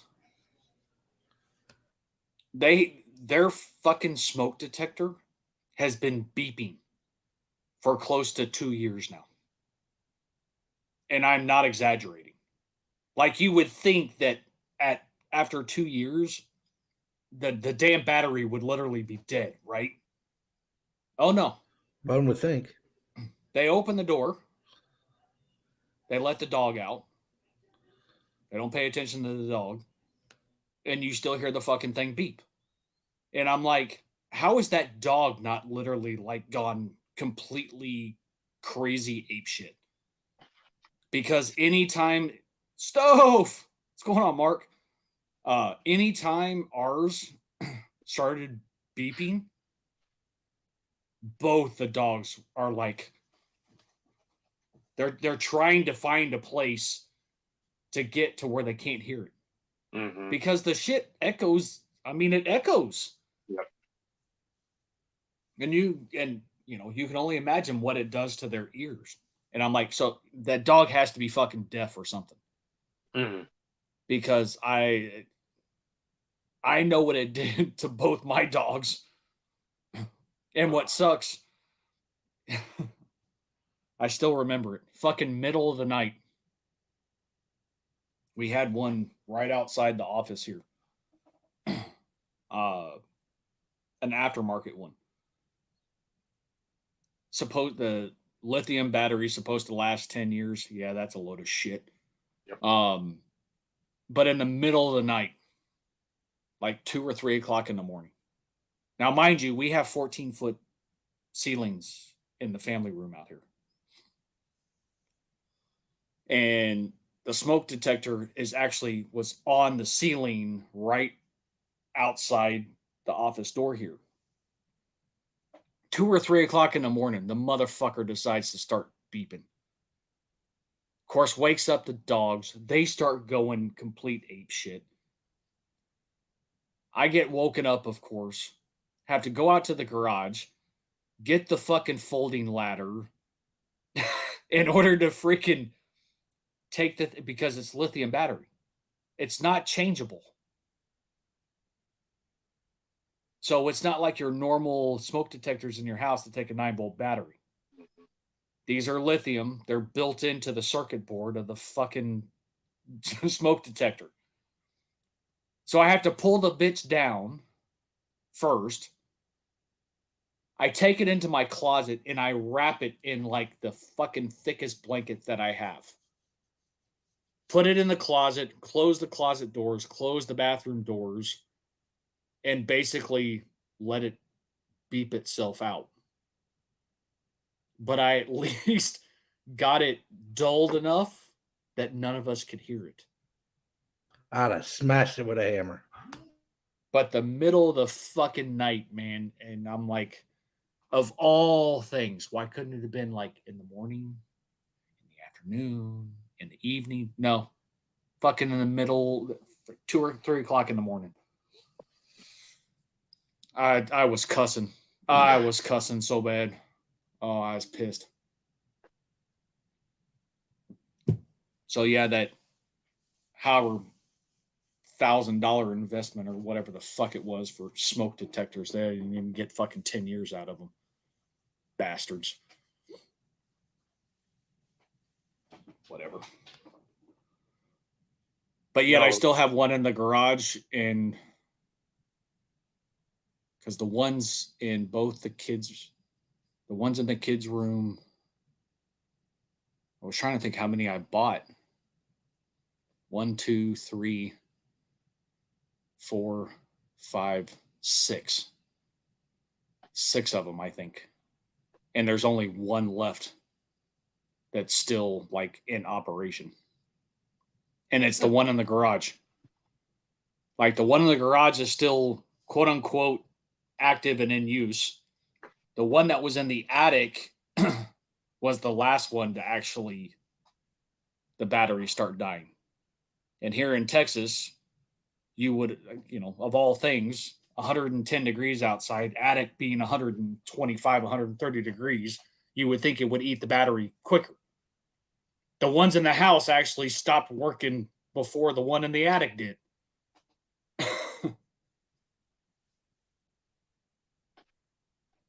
No exposed wires. It's all internal.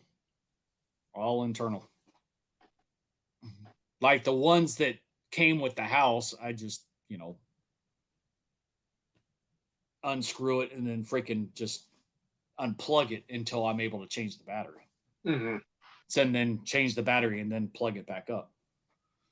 But these aftermarket ones being lithium batteries soldered onto the circuit board of the smoke detector and the carbon monoxide detector, there wasn't shit. Because trust me, I was looking. I was looking. And I got lazy and I never bothered to send them in to get them replaced because the fact that the batteries didn't last as long as what they should have, I could have gotten them replaced. But that was years ago. Years ago. So it's interesting how we get on random topics because of other random topics. Because of random topics.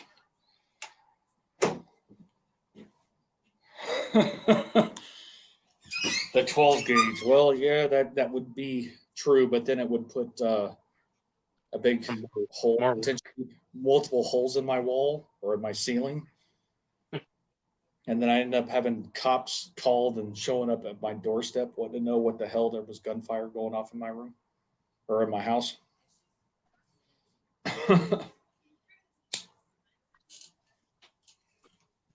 I've got bad idea written all over it. But yeah.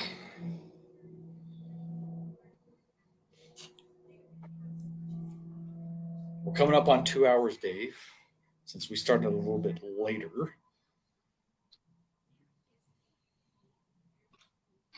That wasn't a jab. That was not a jab. Jabs? No, not jabs. Of all things, let's not go there. That's the biggest piece. That's the biggest piece of shit there is. Yeah, I said it. Yeah, that's another I cunt that said it. needs a 12 gauge put between his eyes and expiration now. Yeah, like low life. But anyways, we can use the last few minutes. We'll make this a shorter episode. We can use the last few minutes, even though I got the information that I needed when we ended the show last week. Are you thinking our viewers really give two shits of what I thought of the aftermath of the Monday Night Raw after WrestleMania? Yeah. Placeholder says yes. But that's not the people. That's you. I am part of the people. The people follow me. Oh, they do now. They follow me in the sense of their wonderment, especially when it comes to you and your thoughts about specific events, especially pertaining to WrestleMania and the Monday Night Raw that was afterwards. So I'm willing to bet all 9 viewers can give two flying fucks what I think. I'm gonna say that's a lie. Immediately, that's a lie. The people are very interested. Some may or may not have pads of paper with writing utensils uncapped or ready to write. No, I doubt that. I doubt that. But it would be interesting to see what Carlos's take is. Carlos, I'm assuming you did end up watching WrestleMania. Yes, no, maybe. I know y'all did y'all's show. I thought that was pre WrestleMania. Yep. I still have to watch it. It's still on my watch later list because I do want to watch it because the two of y'all's dynamics when it comes to discussing wrestling is spot on. One of the highest rated episodes and highest watched ones over in Carlos's channel. I think I he could have wouldn't done about making mashed potatoes, and it would have got more views. Well, it's a niche topic. We always talk about like niche things, and some people have a high interest in it, others don't. Uh, Being a ex huge wrestling fan, I still have some interest. Uh, the biggest thing, it was twofold. Because after any pay per view, I always do a Google search to get the results because I am curious. Hmm. I'm always curious. And, I've said this before. A lot of the main reasons why I really stopped watching WWE is because it was the storylines weren't as in depth or have enough twists and turns, and shit was way too predictable. Like all the time. Like you knew almost instantaneously what was going to happen. And it's still the same way to this day. I mean, knowing that Cody Rhodes was coming back at Royal Rumble, you knew he was going to win. You knew he was going to be 29 or 30, and you knew he was going to win, which means he got his title shot at WrestleMania. You knew it.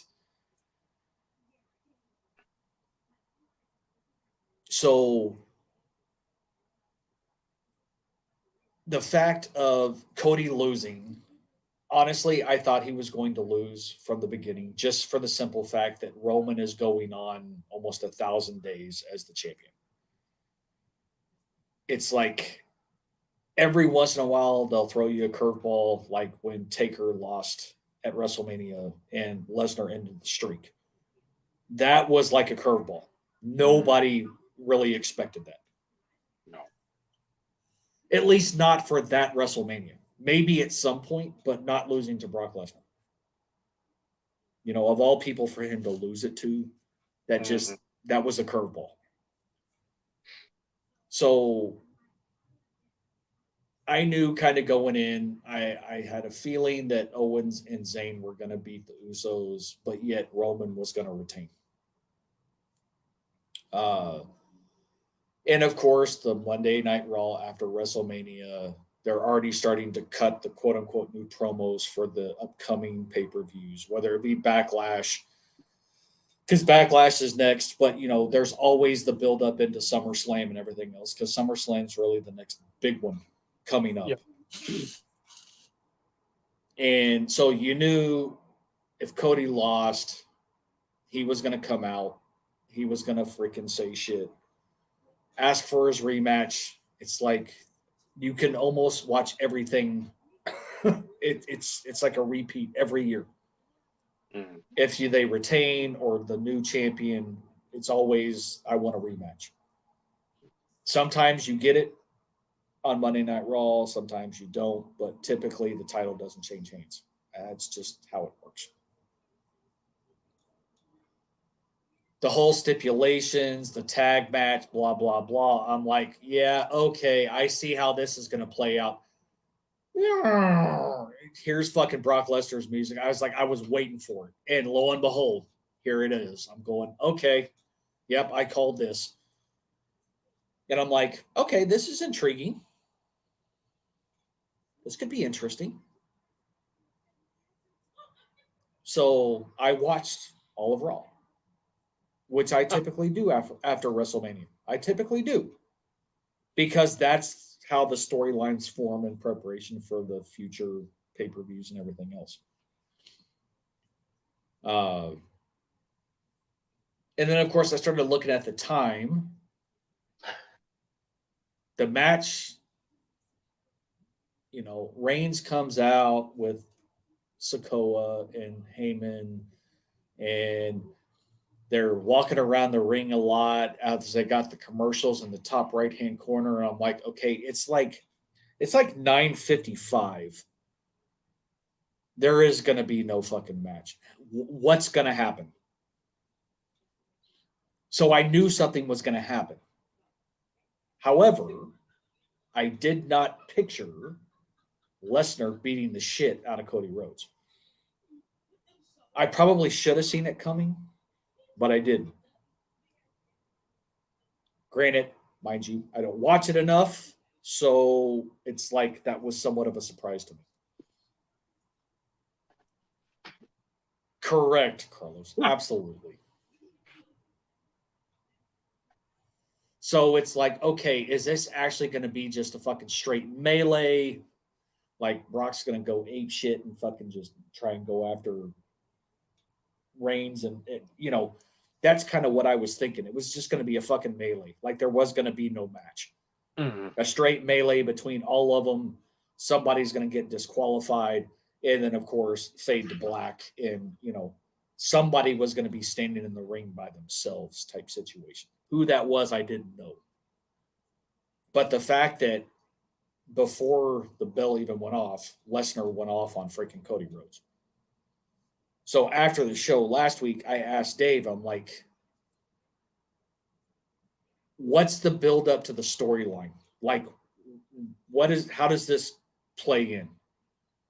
Is it going to be one of those in which it's Brock and Cody Rhodes at Backlash with the stipulation of if Cody loses, he doesn't get another title opportunity? Like the whole Lesnar thing, because he lost to Reigns, he could never get another title opportunity? Are they trying to build up Lesnar again to where he has a title chance at some point to take it from somebody else, to where it's going to be Cody versus Reigns at SummerSlam? That's when the rematch is going to take place. But where in the storyline does that whole beatdown of Cody come into play? It's like, what's going to be the buildup for the storyline going into SummerSlam? Because Cody's going to have to be at Backlash. Reigns will be at Backlash. Because he's not going to lose. So SummerSlam happens in what? July? Yeah, end of July. And Reigns is coming up on 1,000 days. He's not going to lose it before 1,000 days. He's not. He's going to surpass that, which puts, like, to me, that's the build up to SummerSlam. That's where he's going to lose it. Because we all, like you said, Dave, he needs some time off. He has been working his ass off, working both brands for almost 3 years. So he needs some time. And they're not going to give him time as the champion. No. So, Carlos, my question to you: how does the beatdown of Cody from Brock Lesnar play into the storyline going into SummerSlam? Dave has his thoughts. And I agree with him. What has Cody done to deserve the title shot in the first place type situation? It's like, fuck the whole family legacy shit. Brock is tied and true. He's freaking, even though he's part-time, that's the one thing I don't agree with, the fact that he's been a part-time guy for a long time. Like, why the fuck does he think he's so special? Or was it a planned attack by Heyman convincing Lesnar to beat the shit out of him? Because there's still some love between Heyman and Brock Lesnar. Let's face it.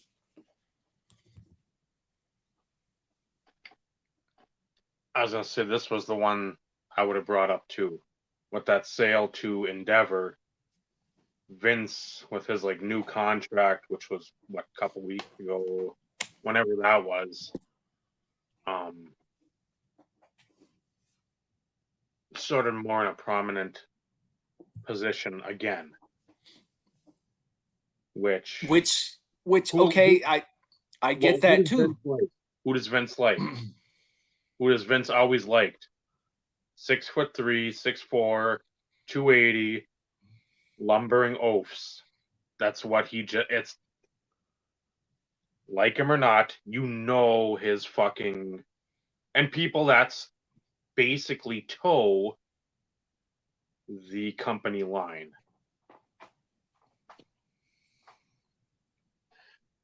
So that's that was sort of like the wrench thrown in the spokes, where it's like, okay, now Vince and the sale, and he's got more of the creative control back. Yeah, but Triple H is supposed to be head of creative. Well, Is he not? that's up for a real debate now. There's a lot of hemming and hawing in the background in the locker room, because you've got these guys that have been pushed. You've seen some of these storylines develop, and all of a sudden Vince has sort of got his hands back in the pot more than just like fingertips. Right. It's like, okay, now we're gonna go back. How are we gonna go back to the stupid fucking funny shit? Are we gonna go back to the DX sort of stupid humor that people just don't give a shit about anymore? They want to see wrestling, or are you gonna have the storylines, which you've had a few of them over the last couple of years, where it's been stuff that people have bought into? Are you going to have that? Well, you can't. You can have both, but it's not going to work real well. You need to have one or the other. Because if you have stupid shit and fucking dumbass jokes and stuff like that, you're going to lose a lot of people from the roster and a lot of fans. Because it's like, I don't want to watch fucking stupid 12, 13-year-old humor anymore. It's dumb. Well, So, in all reality, it's with Roman being a heel, which, let's face it, he's gotten more success as the heel than he did as the face, which I won't say is surprising, but unusual. How long are you going to continue to let a heel be your champion? That's why I know at some point he's got to lose. And to me, the only person that would make sense from a fan favorite standpoint, in the fact that you wrestle for the championship, you lose, you get an automatic rematch. It's built into the contract typically, even though there's not really a contract for a fucking match, but that's typically built into the storyline. Yep. It only makes sense that Cody would be your next champion. Fan favorite, a legacy, if you will. Of course, you can say the same thing about Reigns or The Rock, some of these other guys that have the family lineage. But like I said, he's not going to lose before he hits 1,000. No.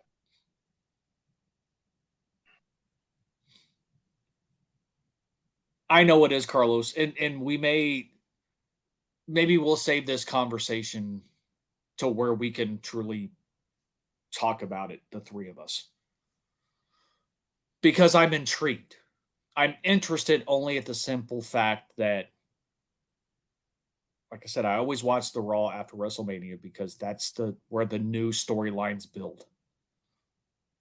It's no different. I told Dave, it's like I knew that freaking Rhea Ripley was going to come out when Bianca Belair was out there. It's like, okay, I've seen this shit. I feel like it's on fucking replay. It's like there are certain things that you're like, okay, this is bad. That this has been ongoing in the same type of shit all the time after WrestleMania. It's the same shit. It's like on repeat. It's with different people, but the same shit is on repeat. You typically also have somebody who's come back from injury. Oh, go figure. Hey, Riddle comes back after injury. Well, after several issues with. But you get what I mean. There's always some sort of person coming back who's been gone for a while. It never fails. I feel like I'm watching the same type of shit that I did back in the freaking Attitude Era. It's like, can we not? The difference during the Attitude Era, I think there was a little bit more creative storylines and stuff along that, though, built in with twists and things along those lines. But it's like they got rid of all the twists and they stuck with the storyline.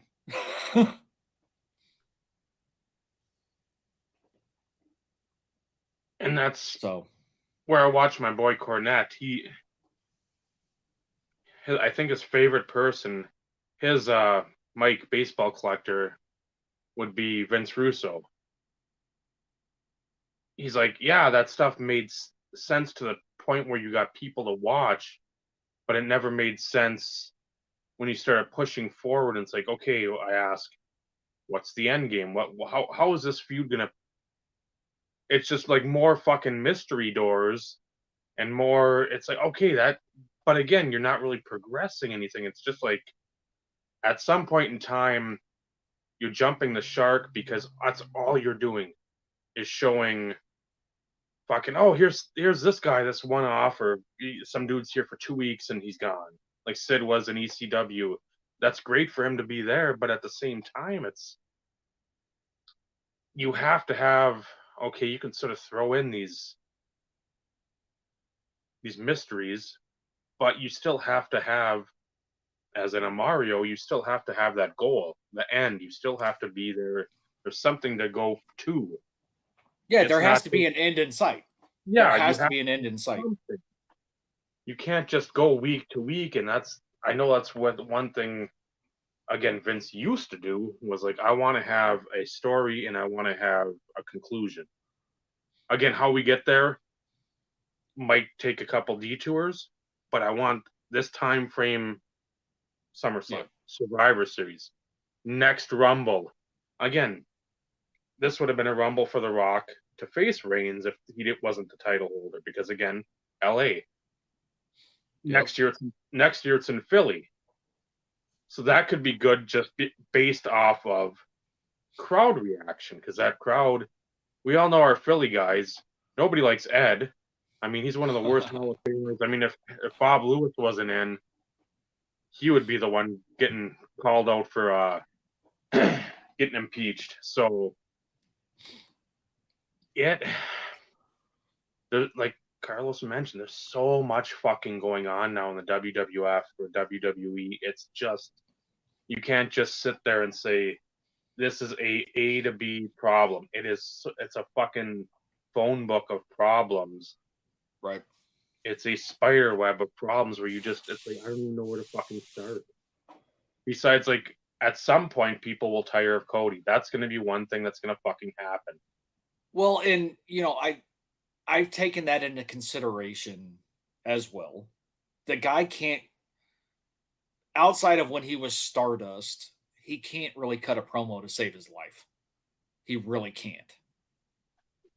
He sucks. Everything sounds so scripted. It sounds like you've rehearsed it for like. It does, but even then, I don't know. He's got the Dusty list, but he doesn't have, I think, the Dusty everyman where the fans used to look and be like, Dusty looks like me. I'm an electrician. He's a plumber, or the son of a plumber. We fucking look the same. Yep. Cody looks like he just came out of like a Ico Pro fucking commercial with Lex Luger. I mean, Luger's jacked, but Cody's trim, lean, and cut up. It's like, well, to a degree, everybody wants to root for the underdog, and that's really what that storyline is. It's Cody would be the underdog, smaller from a weight perspective. He's not, a brick shit house type situation. It was no different with, Mysterio getting the push as a champion, Daniel Bryan being pushed as a champion. It's the underdog story. So I get the premise and it makes sense. And I'm not sitting here thinking that Cody would be a long lasting champion either. But, because I'm still a fan of it and I have a lot of watch time in the past, in my mind, there are still some people that are deserving of being the champion at some point. At some point. And I know you would disagree with me, but Cody is one of those. He's put in his time. Oh, yeah. He's worked his ass off. He has dealt with adversity, with injury, loss, all of this type of stuff. And when you put all those characteristics together, it's like that's the guy you want to root for. And, I would be very surprised if he wasn't the champion for a time. I know you're being facetious, Carlos. I know you're being facetious. But, on the flip side, I look at like a Seth Rollins. Huh? To me, that guy should have never been a champion. Like ever. I can't stand to watch that guy wrestle. Can't stand it. Ever. So and these are my opinions. These are my opinions. Others may disagree. Others may disagree. You may like Seth Rollins. Carlos may like Seth Rollins. But, like, there's something off with that dude. Like, he ain't all there. Like, literally, ain't all there. Like, off his rocker. This is correct. And I don't think that that's a fucking an act. I think he's literally like got some loose screws.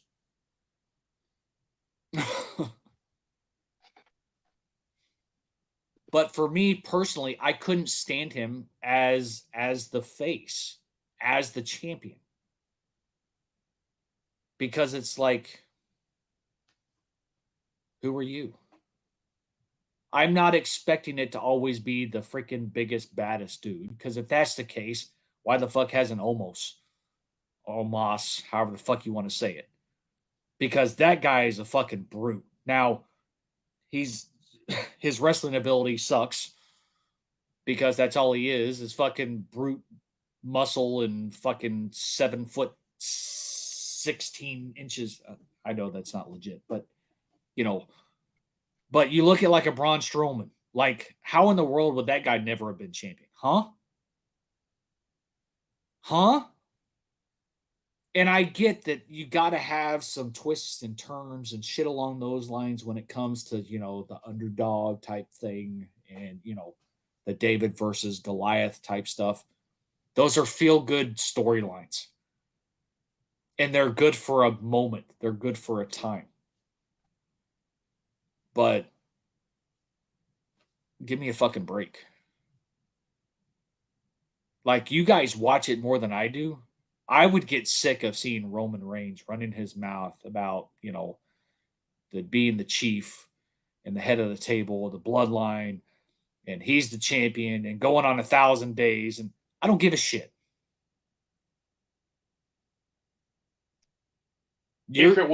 If it was just him doing that, yes. But with, again, the twists and turns, as you said, Sammy being integrated to that storyline when Cody gets tears his pec or his bicep, whatever it was. And now you got there's your detour, because I'm sure at SummerSlam they're probably thinking that's a good possibility. If not, Survivor Series, something was going to happen probably before this WrestleMania with Cody and Roman, if he didn't get hurt. The whole bloodline storyline was fantastic. Going back and watching that entire playlist, that was the to me, that was the wrestling of old. Yes. The fucking lengthy buildup and the inner struggles and the twist and the terms and this and that. That was perfect. And it led to the coup de grace of Owens and Sammy beating the Usos, which that was poetic. But you knew that's what was going to happen. You knew that was going to happen. If you've watched wrestling for long enough, you knew that was going to happen. But I would be sick and tired of fucking Roman Reigns. Because truth be told, he can't really cut a promo that well either. If I'm brutally honest. He's not Triple H. He's not Shawn Michaels. He's not Stone Cold. He's not The Rock. And to sort of argue, He's not Cena. He's not Cena. But to argue against that point, that's on the WWE. No, 100%. I 100%. It's like, who are you going to have out there to cut a better promo? I mean, do you want to listen to Braun Strowman say anything? Never. No. Lesnar, I don't mind, but again, he's not a guy that incites fear. Physically looking at him, absolutely. When he starts talking, not a chance. That's why him and Heyman were so good together. Yeah, because Heyman did the talking. Like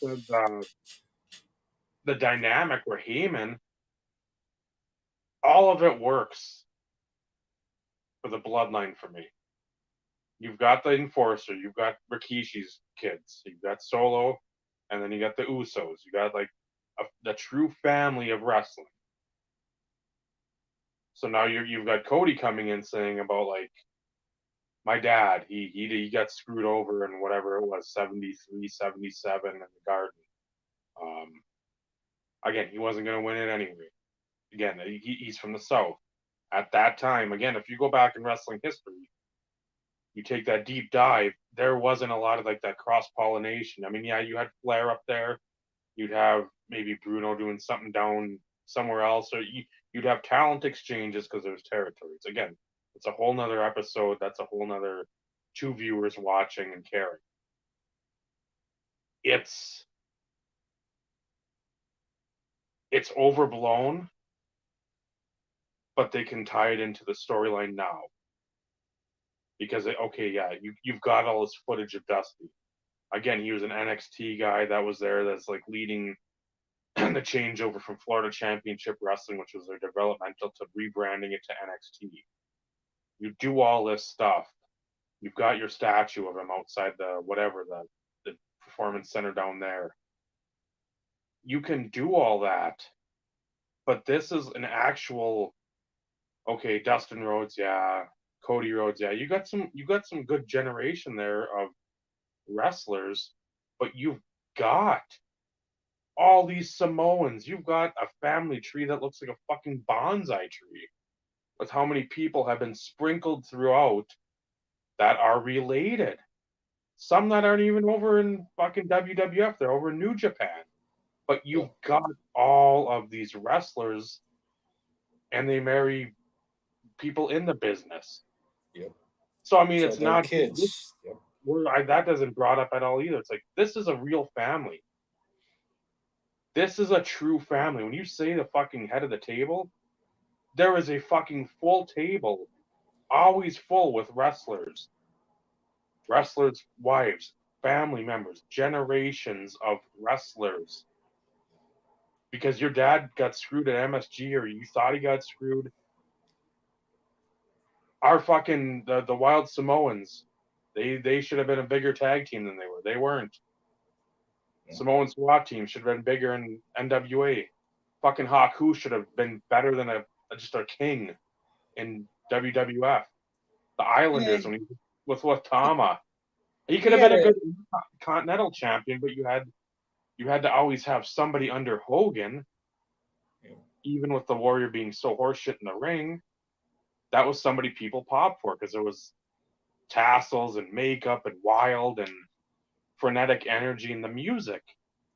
If you would have had somebody like Haku mowing through some of these guys, okay, that brings more validity than Honky and his like chicken shit heel stuff, which I love. But I mean, you have Haku in that regard. You had Haku as a fucking tag team champion with Andre, who couldn't move, as a Colossal Connection. And that was basically just to fucking switch titles over to Right. put them back on Demolition. I mean, So there's you had a there's ton the- of guys. and there's always the intertwining of a lot of things. It just from a promo perspective, there's not many active guys and or girls for that matter in WWE that really can cut promos like it was in the past. It's almost like that's a dying trait That's the way across the board. it's the fucking way they're taught in NXT. If you come over there, then you go down to NXT. It's like this is the way you're going to cut a promo, and you're rehearsing all the time. It's not like somebody writing down, "Hey, here's some cliff notes. I'll go over these," and you start speaking from emotion or the heart. It's all laid out for you. Bullet point here. These are the bullet points, and don't mention these words. And you don't have the emotion that you had back in the 80s, back in the 90s when somebody fucked you over. And it's like, I'm going to fucking kick the shit out of you now. I will get back to you next week with a challenge. It's like, no, I'm going to fucking come out there during your match and beat the piss out of you. Like, I don't care what happens if you're in a title match. If it's like I get suspended, it's like, no, I'm going to get my retribution and fuck you up. Yeah, But there's a lot of that's shit the way the lacking. Oh yeah, the WWE doesn't want that now. It's all the fucking same cookie cutter promos that are boring as shit and pretty much can be interchanged with anybody. To swap out the names and swap out a venue and swap out whatever they're fighting for, and you pretty much have what you want with them now. So Of course, the other surprising, and we talked about this briefly, and then we can wrap it up, Dave, was Cena losing. To me, there's a lot of reasons behind it. I think is what's his nuts going to be the next big push because now he defeated Cena. in there again, that's last WrestleMania. Austin Theory came out with McMahon.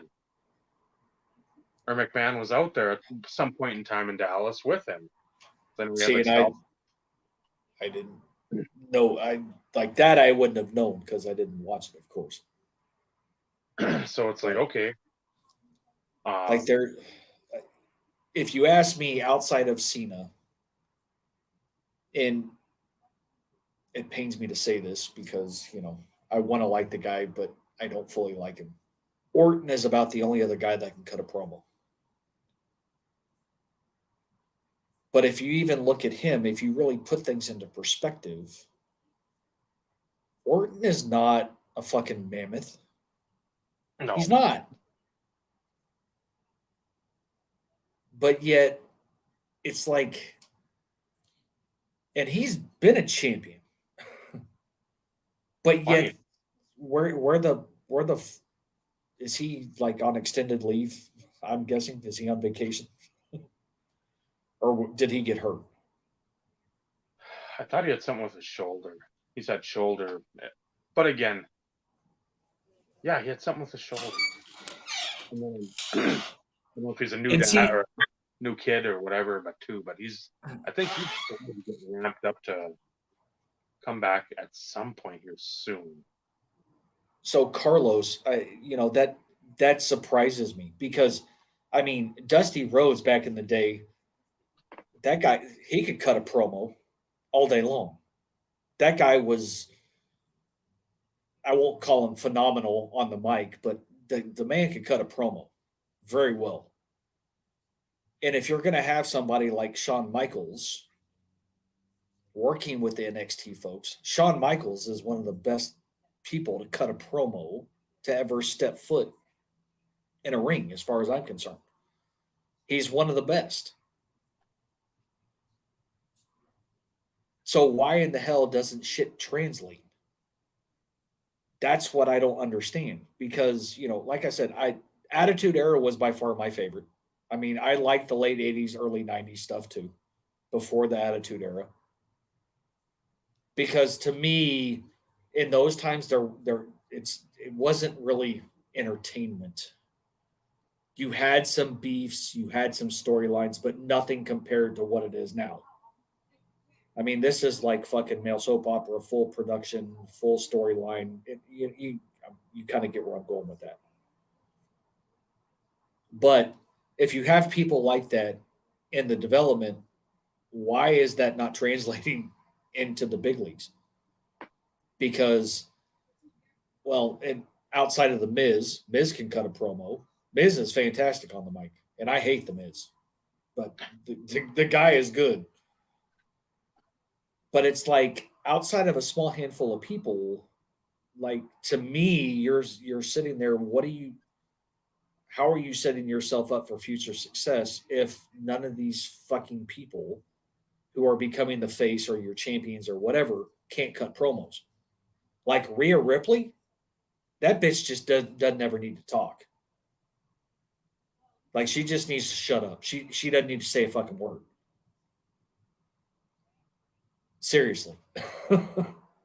She's got like the old China where you just stand there, fucking tear somebody apart, and that's all you need to do. But it's like you just need to shut up. There are some on the women's side that do okay. I mean, Belair's okay. She's not horrible. But it's like It's always the same shit. You're never showing like anything personal, and if you do, it's the same thing. and that's I mean, Charlotte can cut a promo. That's a legacy thing, I think, honestly. But like Ronda couldn't cut a promo to save her life. But that's another one that shouldn't fucking talk. That should be one that her and Baszler just go out there, fucking destroy people, and they just look at him and laugh and fucking walk away after they've broken him in 20. I mean, you don't need to sit there and have Rousey on the mic is brutal. Yeah, it was hard to sit there and sit through 3 hours. That's another thing. They need to cut it back to 2 hours. 3 hours. Now, granted, probably all of Raw is not like what it was after WrestleMania because, like I said, they've got to build up the storylines. Mm. So there's a lot of jaw jacking and shit like that because that's the buildup. But, it needs to go back to 2 hours, 3 hours of. If that's the case, why isn't SmackDown 3 hours? Like, why do you have to have a 3-hour show for Raw and 2 hours for SmackDown? Why don't you just go back to 2 and 2 and call it a day? Because then, of course, you have NXT in the mix, and you've got guys and girls from the main roster who end up in NXT and vice versa and everything else, and so on and so forth. But, anyways, I'll shut up now. We're coming up on 2.5 hours. Wrap us up, Dave. If you go back, No. I paused part of it and I was fast forwarding through some of it because I didn't give a shit. But at some point you do like I prefer to watch it as close to live as what I can on Monday after Raw. But then I'll pause it and I'll go do a few things and then I'll play and then I'll slowly fast forward through stuff because there's some things I'm interested to see what's going to happen. What's the storyline going to look like going into SummerSlam? Because, like I said, I still do have an interest in the outcome. After every pay-per-view, I will always look do a Google search and see the outcome. I don't read the details because I can get all the highlights off of YouTube from WWE's channel. And if I'm interested to see the highlights of said match, I'll watch it. Mhm. But I'm more interested in the results. Because it's like, okay, how is some of this shit going to play out? But like I said, I'll shut up now. Wrap us up, Dave. I want to retort with the. It used to be 2 after Raw. You'd have somebody big coming back or somebody big coming in. Matt Riddle doesn't do it. And I don't know at this point in time, other than plucking people from AEW, Omega, the Young Bucks, whoever it may be, who comes in and can turn that needle. Again, it doesn't even have to be in-ring matches. It just has to be something that gets viewership over there, eyes over there. Because there aren't, it's not like, oh, what are you going to do? You're going to bring back Goldberg for another fucking run? Triple H going to unretire? Let's hope not. But I mean, that's the thing that now I know. you sort of put yourself in this position if you're WWE. We're expecting Raw to fucking blow the top off the stadium. Because how many times, Ziggler comes out against Del Rio 8 years ago, 9 years ago, wins the title. Warrior gives a speech, then dies. I mean, you've got all these moments where people come back, people come out, surprises. It's like, fuck, I didn't even think about that. And there they are. And now it's like, what? Nakamura puts on his fucking Instagram, I'm coming back soon. It's SmackDown. Well, where the fuck were you? I saw you posting a picture from some cafe with Okada when New Japan was over there over WrestleMania weekend. Well, why? What's going on? Where's AJ Styles? Where the fuck are the people at? If they can't cut a promo, they can fucking wrestle in the ring and actually tell a story with the wrestling in the ring instead of jumping around like acrobats. Well, I think that's part of the other reason.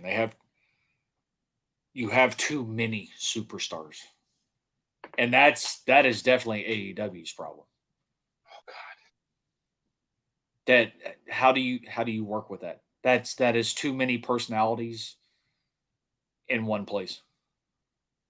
Well, for SummerSlam season, their August pay-per-view, All Out, you hear where that's going to be at?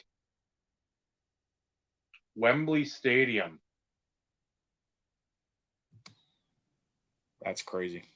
Do That's you a remember? shit ton of people. You remember? Well, 90,000 was, I think, the number, but it's like, do you remember any other wrestling event happening at Wembley Stadium? I can't. SummerSlam '92, Bret Hart Okay. Bulldog, the Intercontinental title match where British Bulldog won in the main event. That was one where I think what's his name, Road Warrior rolled down on the motorcycles, the long fucking entryway. There was I don't even know what Cornette had said, but he's like, for them to try to put enough people in that to make it like look good on TV and to make it worthwhile for renting the place, you better fucking have Punk back, and you better have FTR facing the Bucks and Omega, because that's a real life situation from whenever it was. I don't even remember what pay-per-view it was, but when they went in the locker room afterwards and were fucking up and Ace Steel got fired and somebody's dog was biting somebody, Omega's might have been biting somebody. It was just a fucking shit show. WWF, what are you gonna do? You can't bring the Taker back to face Kane at some fucking Saudi Arabian bullshit fucking event. Nobody cares. These guys over there care. because these are their heroes from 20 years ago that never got the chance to see them. But what are you if WWE gonna have people coming over here that are like, oh wow, that's a fucking huge get? Because you're not gonna get New Japan guys. Jay White goes to fucking AEW. Okada, they're gonna have Carlos will be privy to that in end of June with the Forbidden Door pay-per-view. So it's like, what do you do if you're WWF? You don't fucking have names to pick from. Except your own guys. Oh, Randy Orton's back. Well, what a treat. Can't wait. Well, please tell me he's going to fight Sheamus, because I can't wait for that feud for the 18th time. Tell me how they fought fucking 8 years of their career against each other. I mean, I just can't wait. And it's their own fault, because they just don't, like Walter, Gunther now. That's a guy that's, I've said it, I think that's going to be somewhere along the next year, that's going to be the guy you want to watch. It's almost like they keep going back to the well and rehashing the same shit. It's no different than card manufacturers. You know, it's the same shit trying to put a new coat of paint on it, so to speak. Yeah, it hasn't worked the last 3 times. Let's try it a 4th time. Might work. Right. So this is true, Carlos. This is true. But with all that being said, at some point I'm sure we'll migrate over to Carlos's show and again draw less viewers than he did here. Because again, people love listening to wrestling talk, like they love listening to us discuss how Bob Ross paints instead of actually listening to Bob Ross paint. But we thank you for listening to us talk about Bob Ross painting. Or Vince McMahon calling out his wrestling fun. And whatever we talked about in the first half of the broadcast. I know Steve showed off some divine Terrell Davis cards. It's always fun to see. Vinny added a lot of the wrestling. I know he said something about his favorite match was Undertaker, Mick Foley, or Mankind in the Hell in a Cell Pittsburgh at the Igloo in '98, King of the Ring. So thank you for saying that, Vinny. Your 2 favorite wrestlers from the Pittsburgh area were Larry Zbyszko and Bruno Sammartino. Kurt Angle's a close 3rd. So thank you for that. Yeah, thanks for joining in. Like, comment, subscribe, all that fun stuff. Wow.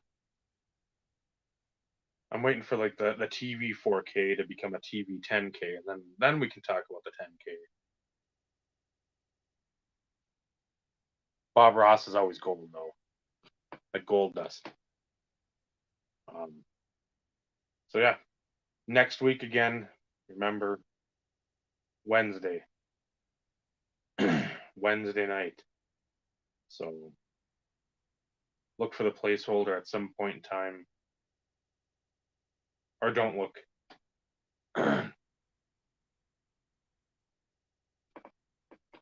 So with that being said, Gophers lost in overtime. If you go look for college hockey, pretty goal they lost on. NBA playoffs are coming up. Doggos are in the picture. We love dogs. Love them so much, especially particular ones That don't know when to shut up. that are there but have a name that imply that they aren't.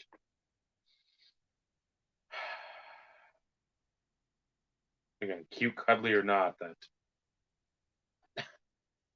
get my friend El Kabong out here and Kabong. So For Vinny, Steve, I'm Dave. Remember next Wednesday. This has been the Instant Revolution podcast. Like, comment, subscribe. Patreon, OnlyFans, Venmo, PayPal. We need the money to bring you new cards for our collection, and the way prices keep going, we need more than you're sending, so please be generous. Pass your collection plate our way, please. Remember, collecting cards, wonderful hobby. The friendships you forge in this hobby, that's what really matters. Good night, everyone. Good night, everybody.